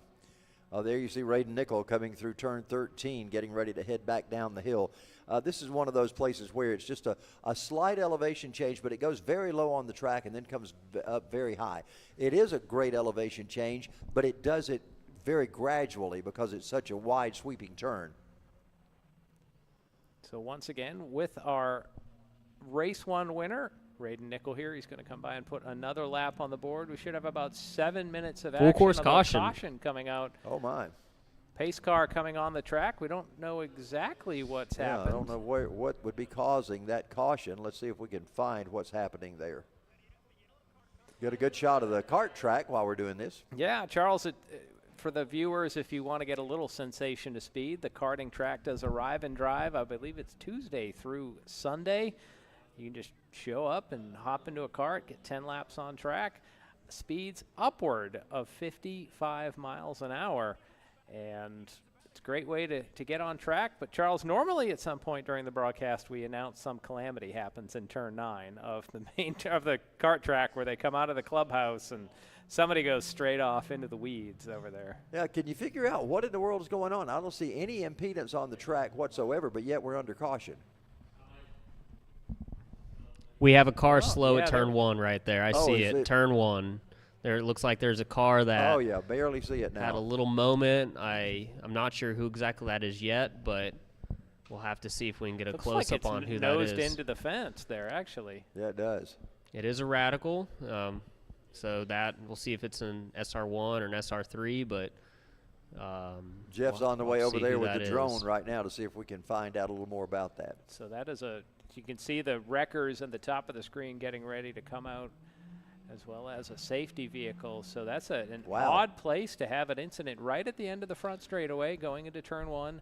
The car is nosed out and into the guardrail. And that looks like Evan Lowry.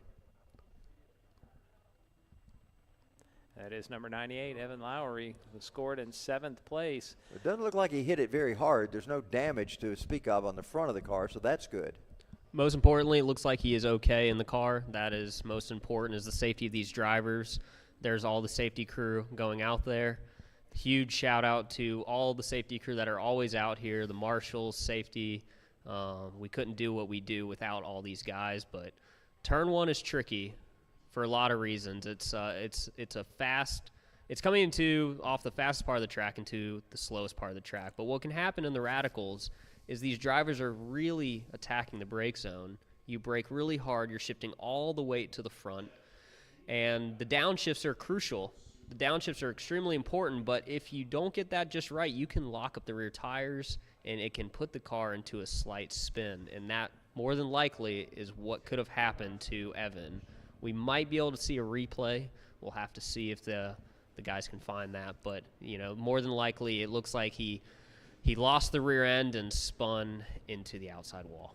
And normally you would see someone go off in the sand trap or just spin on the track down toward the left rather than to spin out to the right like that. That's kind of an unusual ending to that spin. Once the wheels start hopping a little bit, it's very hard to keep it straight. Yeah.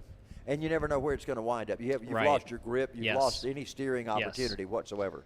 Thankfully, it looks like it's fairly minimal on the damage, but obviously he knew he was kind of stuck right there in the fence, and so it was safe to just turn the car off, wait, and let the safety car come out instead of trying to back up. Because in these cars, you have the roll cage. You can't really see. The last thing you want to do is back up right there when cars are trying to come down to turn 1. Especially the other car is not expecting someone to be backing out onto the track. Exactly. He was right under one of the marshals. We have a worker right above him. They got a good view of it. Yeah, which probably was able to quickly determine that the driver was okay. But that brought up the double yellow flags for a full course caution. We're 16, almost 17 minutes in now, so we will see if they can get that car removed. If we're going to be able to go green again, or if we are going to be finishing under caution, we will just have to wait and see. But most importantly, thankful that Evan seems to be okay. Well, we've got Raiden Nickel out front. Now we've got some lap cars between he and Jack Rambo. I'm assuming that's the way we got set up right now. Those are lap cars, the Folgers. Yes. Between Raiden and Jack Rambo. Boy, you can really see the difference in the cars there. That yellow 93 of Raiden Nickel. The side slats, you almost wonder if they're real or if they're drawn on the car. When you see it quickly, when you see it at closer view, you can definitely tell those are real slats, aerodynamic features, but a definitely different looking vehicle than what you see in the SR classes. I noticed that the rear spoiler on these cars is in different locations. The west that Raiden Nickel is in, his is much lower, or a different perspective than the Radicals and of course Rambo's. How does that play into where that particular part is on the race car? Yeah, I mean, a lot with the rear wing is going to be also dependent on what the rest of the chassis and the carbon tub, or everything else with the floor design, the diffuser, because, you know, what people don't realize too with rear wings and rear spoilers is most of the downforce generated is not on the top of the wing but underneath the wing, ideally.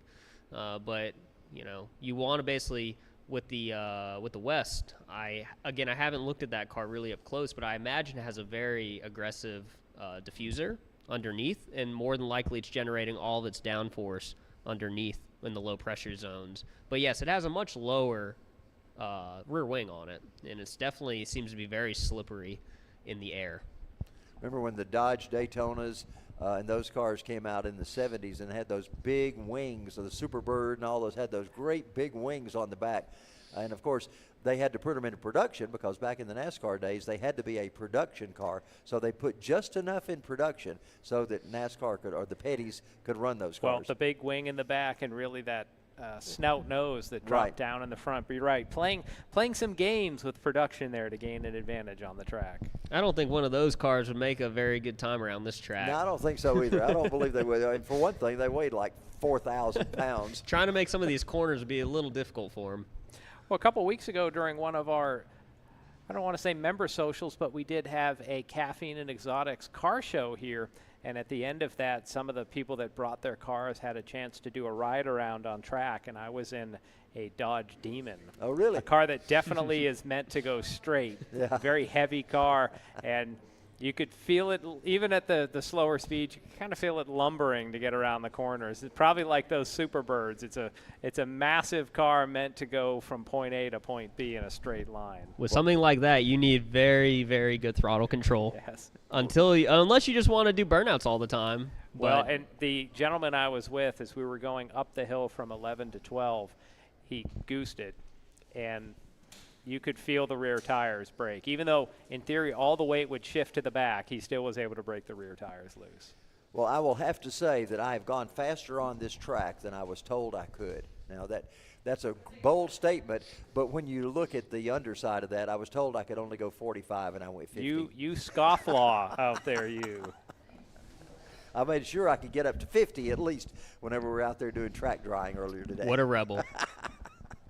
Well, it looks like we might be finishing this under caution because looks like it is at 20 minutes, and they are.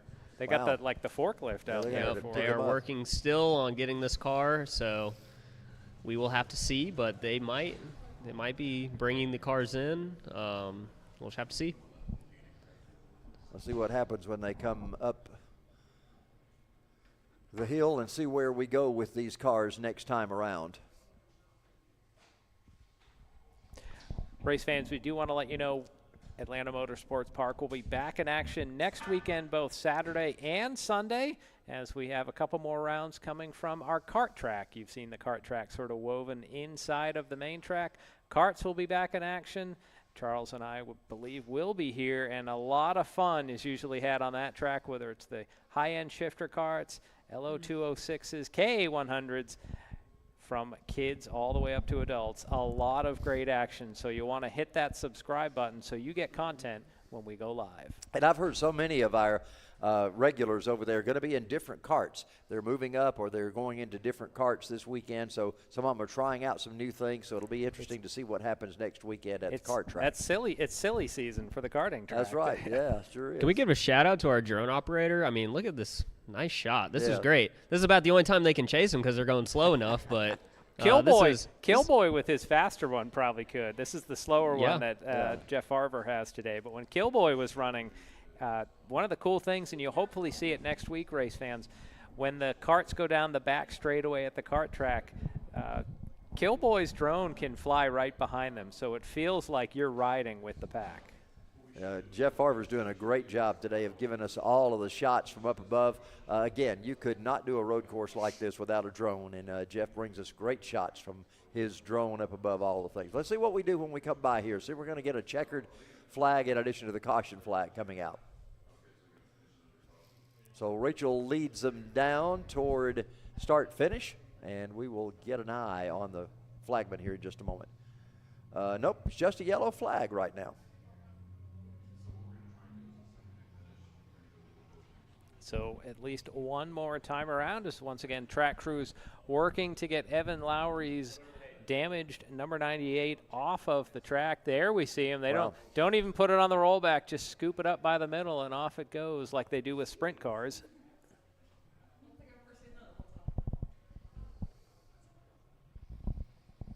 Charles, what do you even call that piece of equipment? That is a like a little high lift. Well, or? it's a boom forklift. Okay. That's a new one.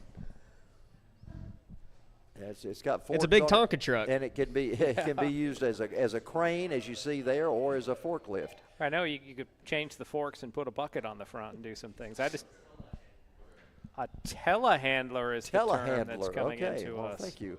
That's why we have good spotters for us here, good research engineers. Yeah, so that is a brand name that has now stuck as the generic thing, right?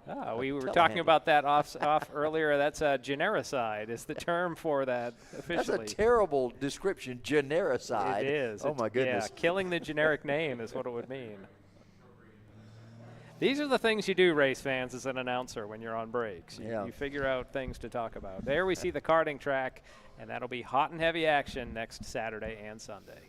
And, of course, that's available to you, I guess, every day except Monday now that we're back into the regular school season and so forth, closed again on Mondays. But every day except Monday, you can come out and rent a cart and be in it here at Atlanta Motorsports Park. Coming down to one lap.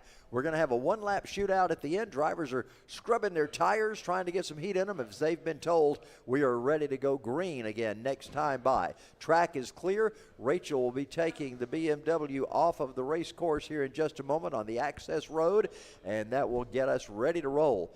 As Raiden Nickel and Jack Rambo and Chris Hune are the top three cars. Raiden leads the generic downforce, Chris Hune in the SR3 Radicals, and Pete Folger ahead right now in the SR1 Radicals as they come up the hill. So the field is a little mixed up right now because of the lap car situation. So tires are cold. Let's see how they get on in turn one. Yeah, the Folgers are right there ahead of Jack Rambo, right behind Raiden Nickel. So there's a little bit of mix-up as far as the actual lineup of the drivers on the screen. They'll be ready to get the green flag or get a green light going back once again. Rambo on the attack. Look at Jack trying to see if he can get up there with Raiden Nickel. Not going to be able to do so, but they're double wide, and this has been a problem before, but right now everybody makes it through cleanly in turn one. You could see Rambo not push too hard into that corner. I imagine, Tyler, he's fearing cold tires because he really got a good launch when the green came out, but it seemed like he laid back in the braking area. Boy, he has got a lot of torque when he first puts down the hammer on that car, doesn't he? Absolutely. The car that is unquestionably has the power is Raiden Nickel. That yellow machine sweeps off turn number 6 and just about 1 mile till he will see the checkers for the second time today, leaving the field in his dust. So, Tyler, what happens when you have a long cool-down period like that and everybody's sitting there for 2 or 3 laps? What happens at that point to the cars and to the drivers? Well, a lot of it's mental. You got to get right back on the horse. You can't, get too cold. You got to keep the car warm. You got to keep the tires heated up, the brakes warmed up, because you never know when you're going to go green. You got to always be on it and be ready. And also, you can get cold. You want to make sure you're back into a good rhythm and a good headspace. And by that, I don't think you mean temperature cold. You mean wow, that was a big moment. Big moment for Chris Hune. He had a big moment of oversteer in the carousel. Thankfully, he caught that, because if he touched the grass, that could have been a big one. And across the checkered flag we go. Raiden Nickel, white flag. So we're going to have a 2-lap shootout here. Raiden Nickel is your leader. Rambo runs second on the track. Hune in third, as you had said, had a big handful of bobble there. So, Tyler, when you're saying the drivers need to stay warm, you don't so much mean temperature. You mean sort of mentally they need to stay sharp. Yeah. Yes, it's all of it. Cause you were in a rhythm, but then once you get out of that, you can't lose that. You got to be able to jump right back into it. Oh my! Chris Hune gets into contact with one of the Folgers. The Folger goes around Hune off track and stays going. Let's try to get a number on that car. I believe that's the 93. Looks like Chris just couldn't get that thing slowed down and just got right in the back of Pete Folger there. No, it's not 93. It was Pete Folger, but I thought that said 93 on the side, but that couldn't be. That had to have been 77 car. So that means that Clayton Powers actually made his way through there. And now here's Chris Yoon trying to make a move around Clayton Powers, and there he goes. Charles, I think Chris has just really been struggling getting those slick tires warmed up, but made a couple mistakes here on this last couple laps. Well, the one driver not making any mistakes, Raiden Nickel, is crossing the line as your winner this afternoon for the second time. Jack Rambo was able to cross second and Chris Yoon third. Charles, we almost saw a dump and chase instance there. Wouldn't have expected that into turn number 6. Yeah, well, that was quite an exciting finish, and all of that fiasco that played out, that actually means that Clayton Powers wins in the SR1 class. Wow. Yeah, Clayton just started braking a little earlier. I don't think Chris expected him to brake that quickly. Chris came down with a ton. I think Chris might have lost it. Yeah, he came down with a ton of speed there. Wow. In this one final view, they probably already made contact when they enter the screen. Now, who is that? Which car did we decide was that? That was Pete Folger, and that was Chris Yoon. Yep. So Pete, unfortunately, he was leading in the SR1 class there, and there wasn't really. And that's what you look at. You got to see, where am I at in class? Am I being pressured from behind? Because at this situation, this is where Chris had the win in SR3 class. There was no other competition in his class. So to be pushing that hard with 1 lap to go, it's a little uncalled for, unfortunately, because it ruined Pete's race. But, that's racing, and you can't win them all. It's not always going to go your way, and it is what it is. But thankfully, no serious major damage from what it seems to be. That's a good thing. So we have ended this race for the downforce cars. John Matthews is going to go out and talk to these drivers in just a moment and find out exactly what they had to say. We've got several winners. We have 3 different winners in this group. Actually, Charles, a different twist. Next thing that will come up, we're going to go to the Autocross podiums. They've been running during the course of the season, so we have some season awards to go out. So the next person you should see on camera will be Will Rigdon at the podiums for Autocross. Oh, good deal.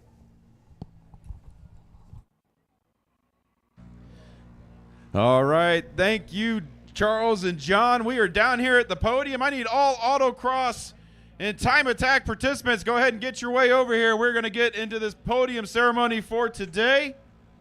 I hope you guys had a fun time. We're happy you guys weathered the storm out here this morning. It dried up. Saw those times starting to come down. And we have got 4 sets of podiums for today. We've also upped our budget on the smoke effect. We got twice as many as we normally do. All right, we're going to go in. We're going to go bottom up this time. So we're going to start with Mod G and Mod H. So these are all the drivers in Mod G, Mod H. In third place, Matthew Johnson.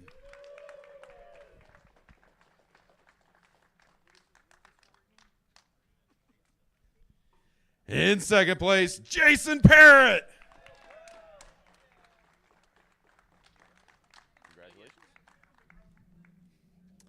And your winner in Mod G and Mod H, Andrew Martinek.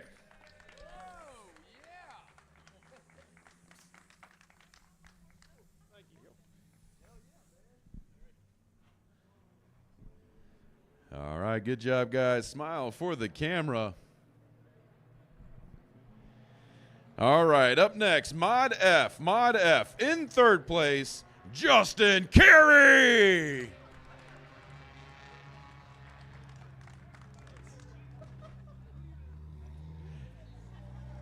In second place, Steve Dotson. Steve going once, probably going home. All right, your winner in Mod F, Gage Derrick. Congratulations.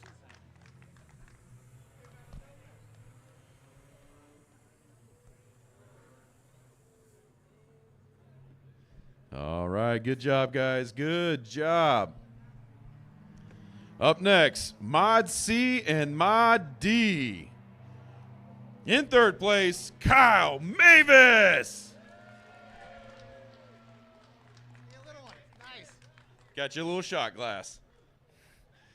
In second place, Kareem Stanley.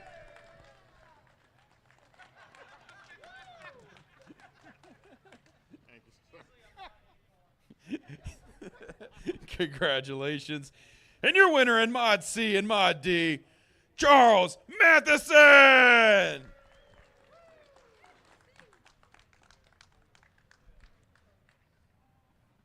Just keep mashing it.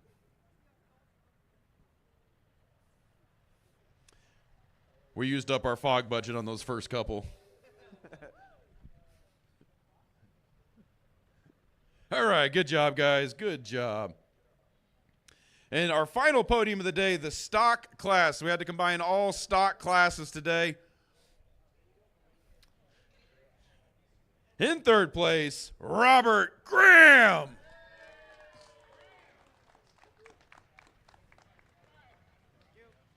There you go. Congratulations.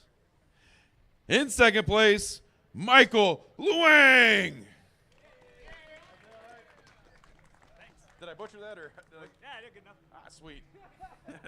And your winner in stock everything, Kevin Wong.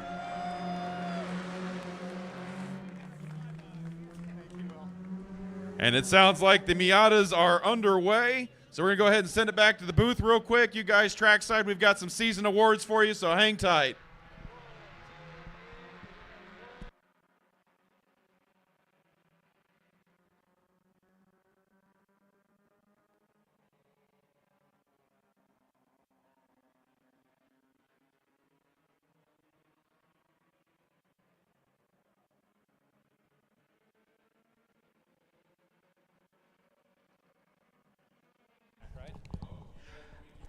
Well, race fans, we are watching action live on the track in our second race of our Miata pairing today. You can see that blue Miata of Blake Fabiani in the lead, Bill Miller in second.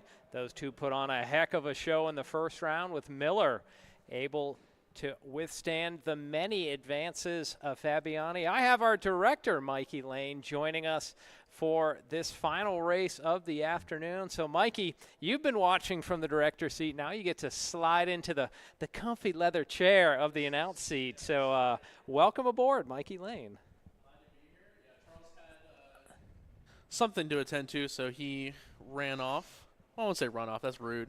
He had to leave. Walked off like a boss. Yes. Yeah, there we go. That's just how Charles walks, though. All right. Hey, what a great opportunity for the podiums for the Autocross. Just one of the many other events we have here at Atlanta Motorsports Park. Lap 2 goes in the book. Blake Fabiani is leading over Bill Miller. In the opening round, it seemed like Miller had a little more power. I see some smoke there on the edge of the screen and wonder if that was a car locking up its tires or our trophy presentation maybe bleeding out onto the track there. But yeah, Fabiani seemed to have better handling and Miller better power in the first round. We'll see how things might change in round 2. Yeah, Blake, Fabiani, he said that the only way he was going to get more power is if he took the restrictor plate off of his car. I don't know if he did that this race. I mean, he's in front right now, but not really pulling away. So they're just about holding serve. Matt White is running in third. That's where he finished in the opening race. And then Steve Tyner is the fourth car, I believe, in that parade. And then it's a good gap back to Kevin Rogers, who is running in fifth. Matt Pasco was not able to answer the call for this race. So once again, this is a 20-lap race. We're finishing out our summer championship series. Mikey, I think you'll agree, far from summery feelings in the air on this November afternoon. I mean, it started in the summer. That's true. Technically. Started it really in the spring. It we have a car summer. off in turn 13. That's Matt White, our third place runner. Taking a ride through the grass, doing some landscaping. Yeah, Matt White must have just missed the exit off 13 and 14. Our lead duo pulls away by a huge margin, and now maybe we're seeing this is that case where White has great drive down the straightaway. They're going to go side by side into one. Fabiani tries to squeeze down, but Bill Miller is able to go to the front. And it looks like it's just a continuation of the Bill Miller, Blakely, Fabiani show. I was about to say, before the turn 13 incident where a car went off, all 4 drivers kind of looked like they were in a line. And we had that incident in turn 1 in the first race, so maybe that's what separated them. But it just also looks like these 2 drivers are in a class of their own. Right. In the first race, Fabiani was able to lead for about a lap before Miller was able to overtake him after the start. Miller really just said in his post-race interview he had cold tires when he went down into the corner and just really lost it down there. So we'll see what develops. If this second verse plays out just like the first, we will see Miller come under pressure but be able to withstand what Fabiani was doing, as Fabiani's getting close, looking to the inside in turn 12, but pulls back behind Miller. Yeah, I mean, Fabiani had the entire first race in the same position, seeing where Bill Miller's weaknesses are. He'll have an entire, race to do it, see if he can make that final pass. But Bill Miller just looks like he's coming to his own today. This is by far the best I've ever seen him run. And it's that power really off the exit of 13 where he shines. Fabiani seems to be able to drive that blue 85 deep into the corners. Like he said in the interview, it's handling well. It's nice and loose so we can get the car to rotate. But, boy, just doesn't quite seem to have the power down these long straightaways to get aside that red number 5. Oh, Fabiani maybe putting a tire or 2 drivers right there, exiting turn 1. It's going to cost him a little bit of time, and turn 1's just one of those turns. It's hard to nail. You really try to drive in as hard as you can, and the drive out, sometimes you can catch a little bit of that grass. So our lead duo coming around that signature turn number 4 carousel turn down into through 5 and 6. Here comes Fabiani, closes right back to the rear deck lid of Miller. And then they'll head down that straightaway. And again, it just seems like Miller has that little bit extra on the straightaways when they are hard on the throttle. I don't know, you and Charles talked about it, that, maybe his gearing is just a little different.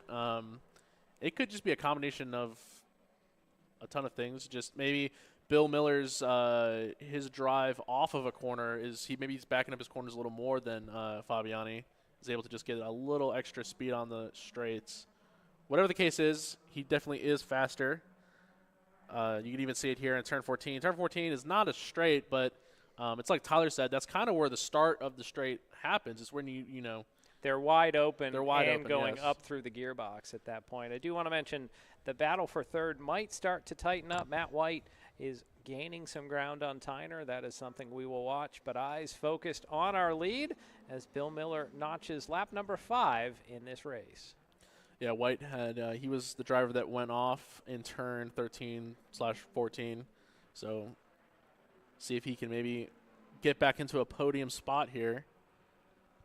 As Bill Miller leading Fabiani as they head into the carousel. And that camera shot really gives you a good appreciation of how much elevation change there is just in the carousel. They peak right about there, then they'll work downhill, brake to the right slightly for turn number 5, and then it is down, and they bottom out there on the brakes, and then they kick upward into turn number 6. The drivers can sweep out to that left side, use the curbs, and then it is full throttle down this back straightaway. So now I know you and Charles had talked about you were out there serving the community, drying the track.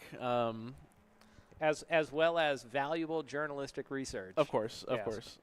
Now, did you go the whole course, or were you taking a left at the cutoff? At the time, they were doing the cutoff to really dry things out for the Legends, so we didn't get to do this lower portion of the course. I do know what gets washed out on the camera shots is just how steep the hill is into turn 12 and how blind the exit of that is.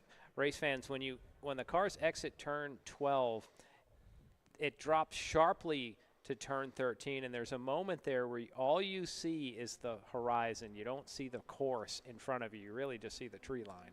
It is, it's exactly like going on a roller coaster when you reach the top of the summit, where you can't see anything except for the sky, and then all of a sudden you get dropped. So Miller continuing to lead that time around, just 0.8 seconds the difference, but you can see on your screen just a few car lengths on that last lap, Miller was a few tenths quicker. But, boy, these two seem like they have a rubber band between them. Miller tries to pull away. Fabiani is able to snap back, too. And it seems like turn 12 is where they get the closest. And 11 minutes to go. It's more than half the race left. Fabiani, he knows all he needs is like 1 or 2 good corners, and he's right back at the back bumper. So there's no sense in eating up his tires and losing the car early. Well, unless he wants to get there and maybe try to rattle the cage of Bill Miller in that number 5. I would say Fabiani a little more experience on this track. And there we see him get to within reach-out distance through turn number 11. They'll head up this sharp hill. Now he's side by side, and you know he's going to send it. This is one of those rare chances he gets for a pass. So Fabiani moves to the lead on our 7th lap. Oh, but Bill Miller looking on the inside of turn 14, right to the back bumper of Fabiani. Oh, can't get there in time, but he's right there. This is the closest we've seen any of the cars coming through turn 14. And Fabiani closes the door, getting right down to the inside. Now we'll see what happens on this main straightaway, how much defensive driving we might see into turn 1. So Fabiani is in the blue 85. He will be scored as the leader here on lap 7. Miller is going to look, I guess, down to the inside. They're on the brakes, and for now, Fabiani is going to hold on. So now, can Fabiani build a lead through the portion of the course where he is better in that blue machine? They work their way up the hill through turn 2 and 3. Miller's going to have to put together a real good sector here if he wants to stay competitive in this. You're right. Fabiani's been almost perfect this side of the track. It was a great example of defensive driving by Fabiani. He kind of made the car wide on that front stretch going into turn 1. Didn't allow Bill Miller to get the preferred line. So Fabiani, a couple of car lengths of a gap of comfort behind Bill Miller. Now we're seeing the blue car take the lead here. A great battle we've been seeing in the first race and continuing here, but the plot has flipped a little bit. Fabiani, he will be your point champion, but he is looking to win the day as well. Mikey, you know these racers. They always want to be at the top of the podium. Especially these two racers. These are guys that come out every time. They're always trying to compete. And, points, medals, that's all fun. But when you race against the same guys week in, week out, you just want to beat your friends. Right. Great battle for points. Should be shaping up for 3rd place overall in the Spec Miata division. Right now, Steve Tyner is 3rd in this race. Matt White is 4th. And with Bill Miller in 2nd, we'll have to go to the math. But Miller entered the day 20 points behind, so it's going to be mighty close down to the finish. But speaking of mighty close, on track right now, Miller. Oh, a little lockup from Fabiani. You are absolutely right. A ton of smoke coming out of the left front of that machine. Fabiani holds the lead for now. So, Mikey, you have to think maybe Fabiani's hearing footsteps behind him. Yeah, it's hearing and then checking in the mirror. If you're that driver up front, you probably have to just, break the mirror, turn it away, not look in the back. Break it off and throw it in the back seat. Yeah, just toss it. So right now, Fabiani holding on. Usually when a driver smokes the tires, it creates a flat spot, and that flat spot will tend to get worse as the race goes on. These drivers still have about 8 minutes to go, so we should see 4, maybe 5 laps. And, with Fabiani locking up the tires there, that just shows how hard he's pushing into turn 1 to try to get away from Miller. Decent gap right here, but Miller is still within striking distance. He could drive into these corners, a little harder, make up some ground. And this now is where the tide shifts. Bill Miller is best in this part of the course, definitely off 13 to the start-finish line. So let's see if he's able to close in on Fabiani. Right now, Fabiani holding on. Mikey, you had said earlier that he made his car a little bit wider, but now we see Miller almost has a head of steam coming up through here turn comes 16. Miller in the draft. He's going to look on the that'd be the outside. Fabiani defensive driving down into turn 1. No smoke off the tires this time, so Fabiani's going to hold on, but Miller's not going away. Halfway up on that blue car. They're almost side by side into turn 2. Miller had the advantage of taking the wider line, and in turn 1, that allows you to keep a little more speed and sets you up. Oh, boy. Fabiani closing the door on Miller, but they're still bumper to bumper as they go through the carousel. Fabiani absolutely slammed it through turn 3 there. I thought we were going to see contact for a moment, but they got through cleanly as now Miller takes a peek to the inside of 6. Fabiani, you can see a little tough to smoke as he locks up that left front once again. And that was good by Miller. He could have been real rude right there and ruined some day for both of them, really, but decided to back out of that. And further back in the pack, a scant 0.02 of a second difference between Steve Tyner and Matt White. So we have 2 races on track, but you're seeing the battle for the lead. Blake Fabiani, your leader here in round 8, our final round of the Summer Championship at Atlanta Motorsports Park. Yeah, Steve Tyner and Matt White battling for 3rd, but with the way that Miller and Fabiani are, racing, if they made contact and went off, that's, crazier stuff has happened. That is true. Now this time it seems like Fabiani has a little bit larger of a gap, but here comes Miller again, ahead of steam coming down the straightaway. Fabiani playing some defense, but Miller's coming to the inside even harder. Down into turn 1, Miller on the inside. Fabiani has the outside. Now Miller goes to the front, so a pass for the lead as they have completed 10 laps. 10 laps down, Bill Miller to the point and driving away from Fabiani. So we'll see what develops now. Further back in the field, Matt White was able to get by Steve Tyner for 3rd. So time running out on the 2023 championship campaign. But in the battle for the day, Bill Miller has been able to get back to the point after Fabiani led for, I think, about 3 laps officially. The twilight of the season and also just the twilight of today as the weather delay pushed our schedule back, but still able to get all of our races done. I've been impressed with the turnaround and the staff and everyone here getting the schedule back on track. Absolutely no time to rest. It is 5:05 local time here just outside of Atlanta, Georgia. Sunset is scheduled for 5:30. It's not scheduled. Sunset's at 5:35. So, yeah, we are running into the dying daylight here. And this is the battle for 3rd. Matt White is the silver car. Behind him, Steve Tyner is in the orange 09. We saw earlier White got a little off course off turn 13. He's been able to restabilize and get by that orange machine of Tyner. So Matt White, got past Steve Tyner.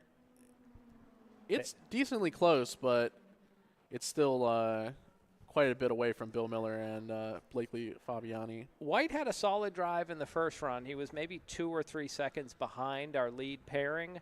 I would think at this point he's not going to gain much ground as you see White come down the front straightaway. Our leader's already up into turn 4.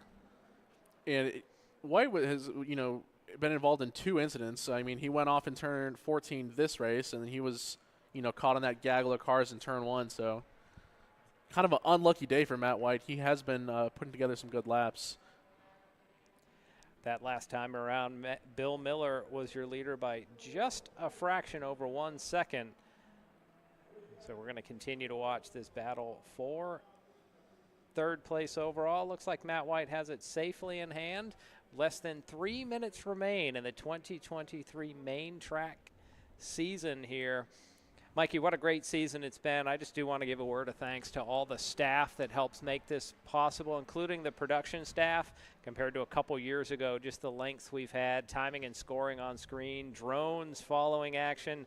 Really, I think making a compelling viewing experience for our people back at home or wherever they are watching from.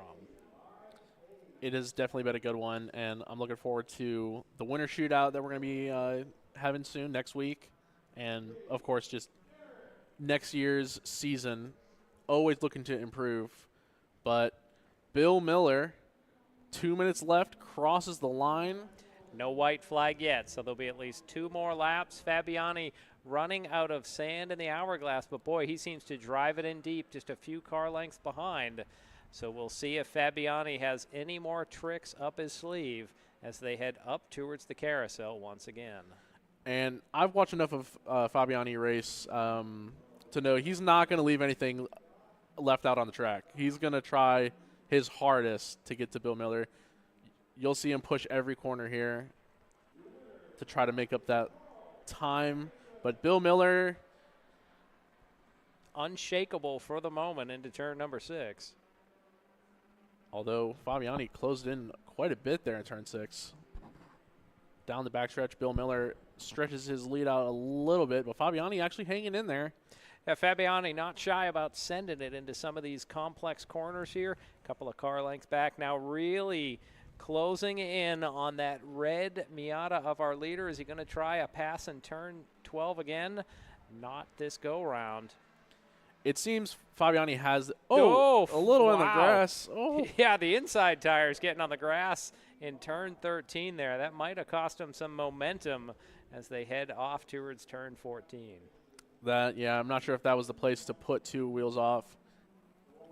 Any delay on getting on the throttle at that part of the track is going to hurt you, especially against Bill Miller, who's been so strong on the front stretch. So they are coming up to the 19-minute mark. We should see a white flag this time, and there it is. So just 2 miles left for the day, 2 miles left for the season. Bill Miller, your leader.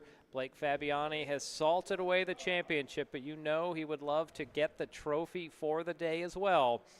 As they head up towards the carousel one more time, you're seeing some of the beautiful foliage here in the North Georgia mountains, part of the setting of Atlanta Motorsports Park. Fabiani just staying within striking distance of Bill Miller. Turn 6 will be the next good passing opportunity. They're going to rocket down the hill. Let's see if anyone locks up a tire this time by. No, they're clean through that part. Fabiani just a few feet behind. There. Fabiani making a great turn through turn 6. Less than 10 turns to go in the 2023 Summer Championship Series here at Atlanta Motorsports Park. Bill Miller is the leader. He won race 1, looking to win race 2. And he has a gap there. This is where Fabiani made his pass earlier in the race. Miller just a couple of car lengths there, comfortable distance. Let's see what Fabiani can do. Will he use the bumper on that red number 5? No, he cannot get close enough. So it would seem to be academic at this point. Bill Miller just a couple of turns between himself and those prize checkered flags. Fabiani's going to have to find some horsepowers that don't exist. Yeah, no, not enough horses right now. They sweep off turn 16 for the second time today. Bill Miller takes the checkered flag here at Atlanta Motorsports Park. Blake Fabiani comes home in second. And we should see a little gap back to Matt White and Steve Tyner. The field almost closed in on Kevin Rogers, so Rogers should be able to come around in 5th. But another great win for Bill Miller in that red number 5. His second win of the day, and with that, he should compile enough points to secure 3rd place in the point standings. There we saw Matt White come by, followed closely by Steve Tyner. Bill Miller was definitely the class of the field today. Fabiani gave him a run. He passed him multiple times in both races. Just couldn't get it done today. But it's Miller time, baby. Yeah, it's happy hour when they get down to the pit area. I don't believe we'll have any driver interviews right after this race, as Will Rigdon is doing some announcements and some awards for the Autocross. Yeah, I think with the schedule. Actually, look out the window, Mikey. The smoke machine working in plentiful mode for our award winners. He must have got a new one because it's working a lot better than it's ever worked. He said they added to the budget. Well, we always have plans to improve every season here on the broadcast. And we do have to caution our Jeff Farver, our drone pilot, just don't zoom in too closely on any of those hills in the background. You might see some moonshine that you're not supposed to see back there. But a cool down lap for Bill Miller. He should pull into the pit area. And race fans, hang on. We should have podiums coming up shortly here as our racing action has commenced. We do want to encourage you, whether you're watching on Facebook Live or YouTube, to hit the subscribe button or the follow button, whatever's appropriate for that platform. That way you'll get notified of content whenever we go live with racing action. So come across the scales here, make sure everything's legal. Drivers have said that the weight of these cars, just a few pounds, can make a big difference. And Mikey, one of the ways they try to do that is have as little fuel in the car as possible. Not that they want to run out, but they almost want to be coming in on fumes. So now we're going to send the broadcast out to Will Rigdon and join them at the podiums. No, we've heard not yet. We're going to make sure everything comes across Denied. officially. Yes, you got to see. You got just a brief glimpse of what happens here at Atlanta it's very Motorsports confusing Park. being here.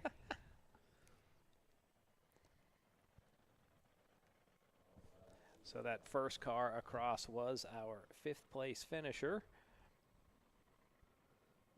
That was Kevin Rogers. So now we'll see Bill Miller just get lined up with the scales, and let's make sure everything is official. Some dirt tracks, Mikey, have a red light or a green light that comes on when they make weight, so it becomes a dramatic moment. Will the light come on? That might be a good investment. We got to tell Will about that. He'll have to check out Eldora Speedway does that. There's been some moments where the driver pulls up and the light doesn't come on, and you end up with some of the crowd is happy, or some of them are sad when that light doesn't come on. Well, you know, you've called many races at the kart track. You know how dramatic the post-race penalties and podium changes and although standing changes. It's opaque there. The lights make it really transparent about what's happening. With the kart track, we just hear Lucas come in and say, well, so-and-so did something such and such, and there's a penalty, and sometimes it's time, and sometimes it's positions, and sometimes it's just an ejection. So you don't know what it's a little more ambiguous, happens. Yeah. Which makes sense. It depends upon the severity of the infraction that they have. He's a very involved race director. And it looks like no issues for our drivers coming across the scales.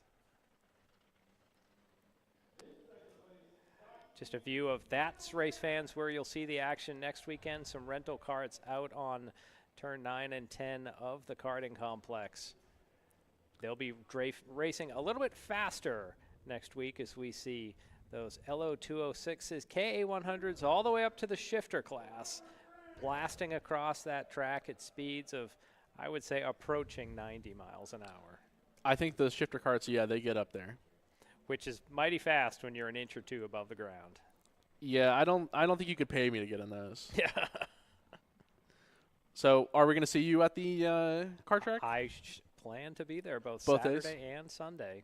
Again, Race Fans, we don't have lights at the track currently, so it'll be a compressed schedule. I don't know exactly what time we'll go live. We know we can't race past about 5:30. It gets dark, so it should be a compact race program, but we'd love to have you join us for the winter shootout at our kart track.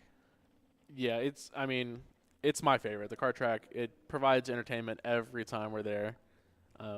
There's a bunch of young drivers that want to win. They're trying to improve. They're trying to get seats in, higher series. So they're really putting it all on the line. And every class, some of the drivers do multiple classes. We've heard some of the drivers will be in new seats next weekend, so a bit of a silly season that's happening in the karting world. It's not quite that, but some drivers or some kart drivers getting a chance maybe to move up a class or just to try things out before they have to go through a full season next year. It's one of my favorite things of, with every season we do, there is like a silly season that happens where the drivers move up to different classes. They get older, they get heavier, they can't be in the, slower karts anymore. Right. I was telling Will it would be great to have some, a little more journalism around that and seeing if we can cover those stories. Because usually what happens is we show up week one and we're like, oh, this person graduated high school. They don't even live here anymore. And it's right. like, Where'd so-and-so go? Well, they left. They left. Yes. They're gone. And Race Fans, if you want to experience some of that sensation of speed, go to our website, atlantamotorsportspark.com, see about our karting. That would be the best way to see what you need for arrive and drive Tuesday through Sunday. Or if you want something a little more, as one kart gets a little bit loose there up in the paint, what it might take to get into some of the karting schools that we offer. Professionals will teach you how to do get faster laps on track, and then you'll get some time in some of our, not rentals, but some of our LO206 cars that can get up to about 60 miles an hour, and on any given race really provide the most entertainment for a race out there. Yeah, having an instructor teach you how to drive fast, really, it'll show you how bad you are. Well, we've heard the term on the broadcast earlier, racecraft. And yes. It's not Minecraft or World of Warcraft or any of those craft games. Those are the only crafts I know, John, so I'm sorry. But when they mention racecraft, it's just really about the professionalism of approaching racing and hitting your marks and doing the things that make you faster. Racecraft is just a fancy term for doing what it takes to be a faster driver. And there are a lot of guys that at the car track and the main track, they might not be the fastest drivers, but they have good racecraft. They're always going to be there at the end. They're not going to be involved in incidents. They're going to be good sports about everything, and they're just kind of always in the conversation. There's a lot of drivers who can be real fast, but they might be dangerous and reckless and not there in the end. So, yeah, promoting good racecraft is definitely a good thing. Part of it. But the other parts of racecraft would be about how do you set up your cart or car, depending on what you're driving, so that you can get the most speed out of it, not just at the beginning of the race, but also right through the end of the race. Hopefully we'll have Al Edwards with us. He's usually a good voice to guide us through what happens in karting, because there's a lot of things Charles and I as race announcers don't quite know. Do want to give one other mention as we see Old Glory bustling in the breeze here from Spectator Hill. Do want to once again give a happy Veterans Day to all the veterans out there on our broadcast today, Saturday, November 11th. It's a federal holiday where we get to celebrate and commemorate the veterans of our military forces.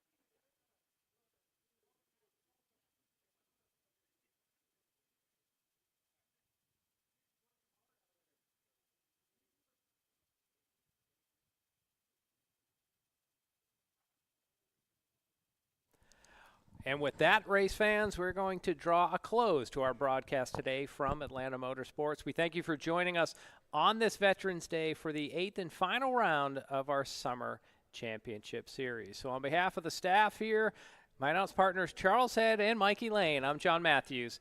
Thank you for watching.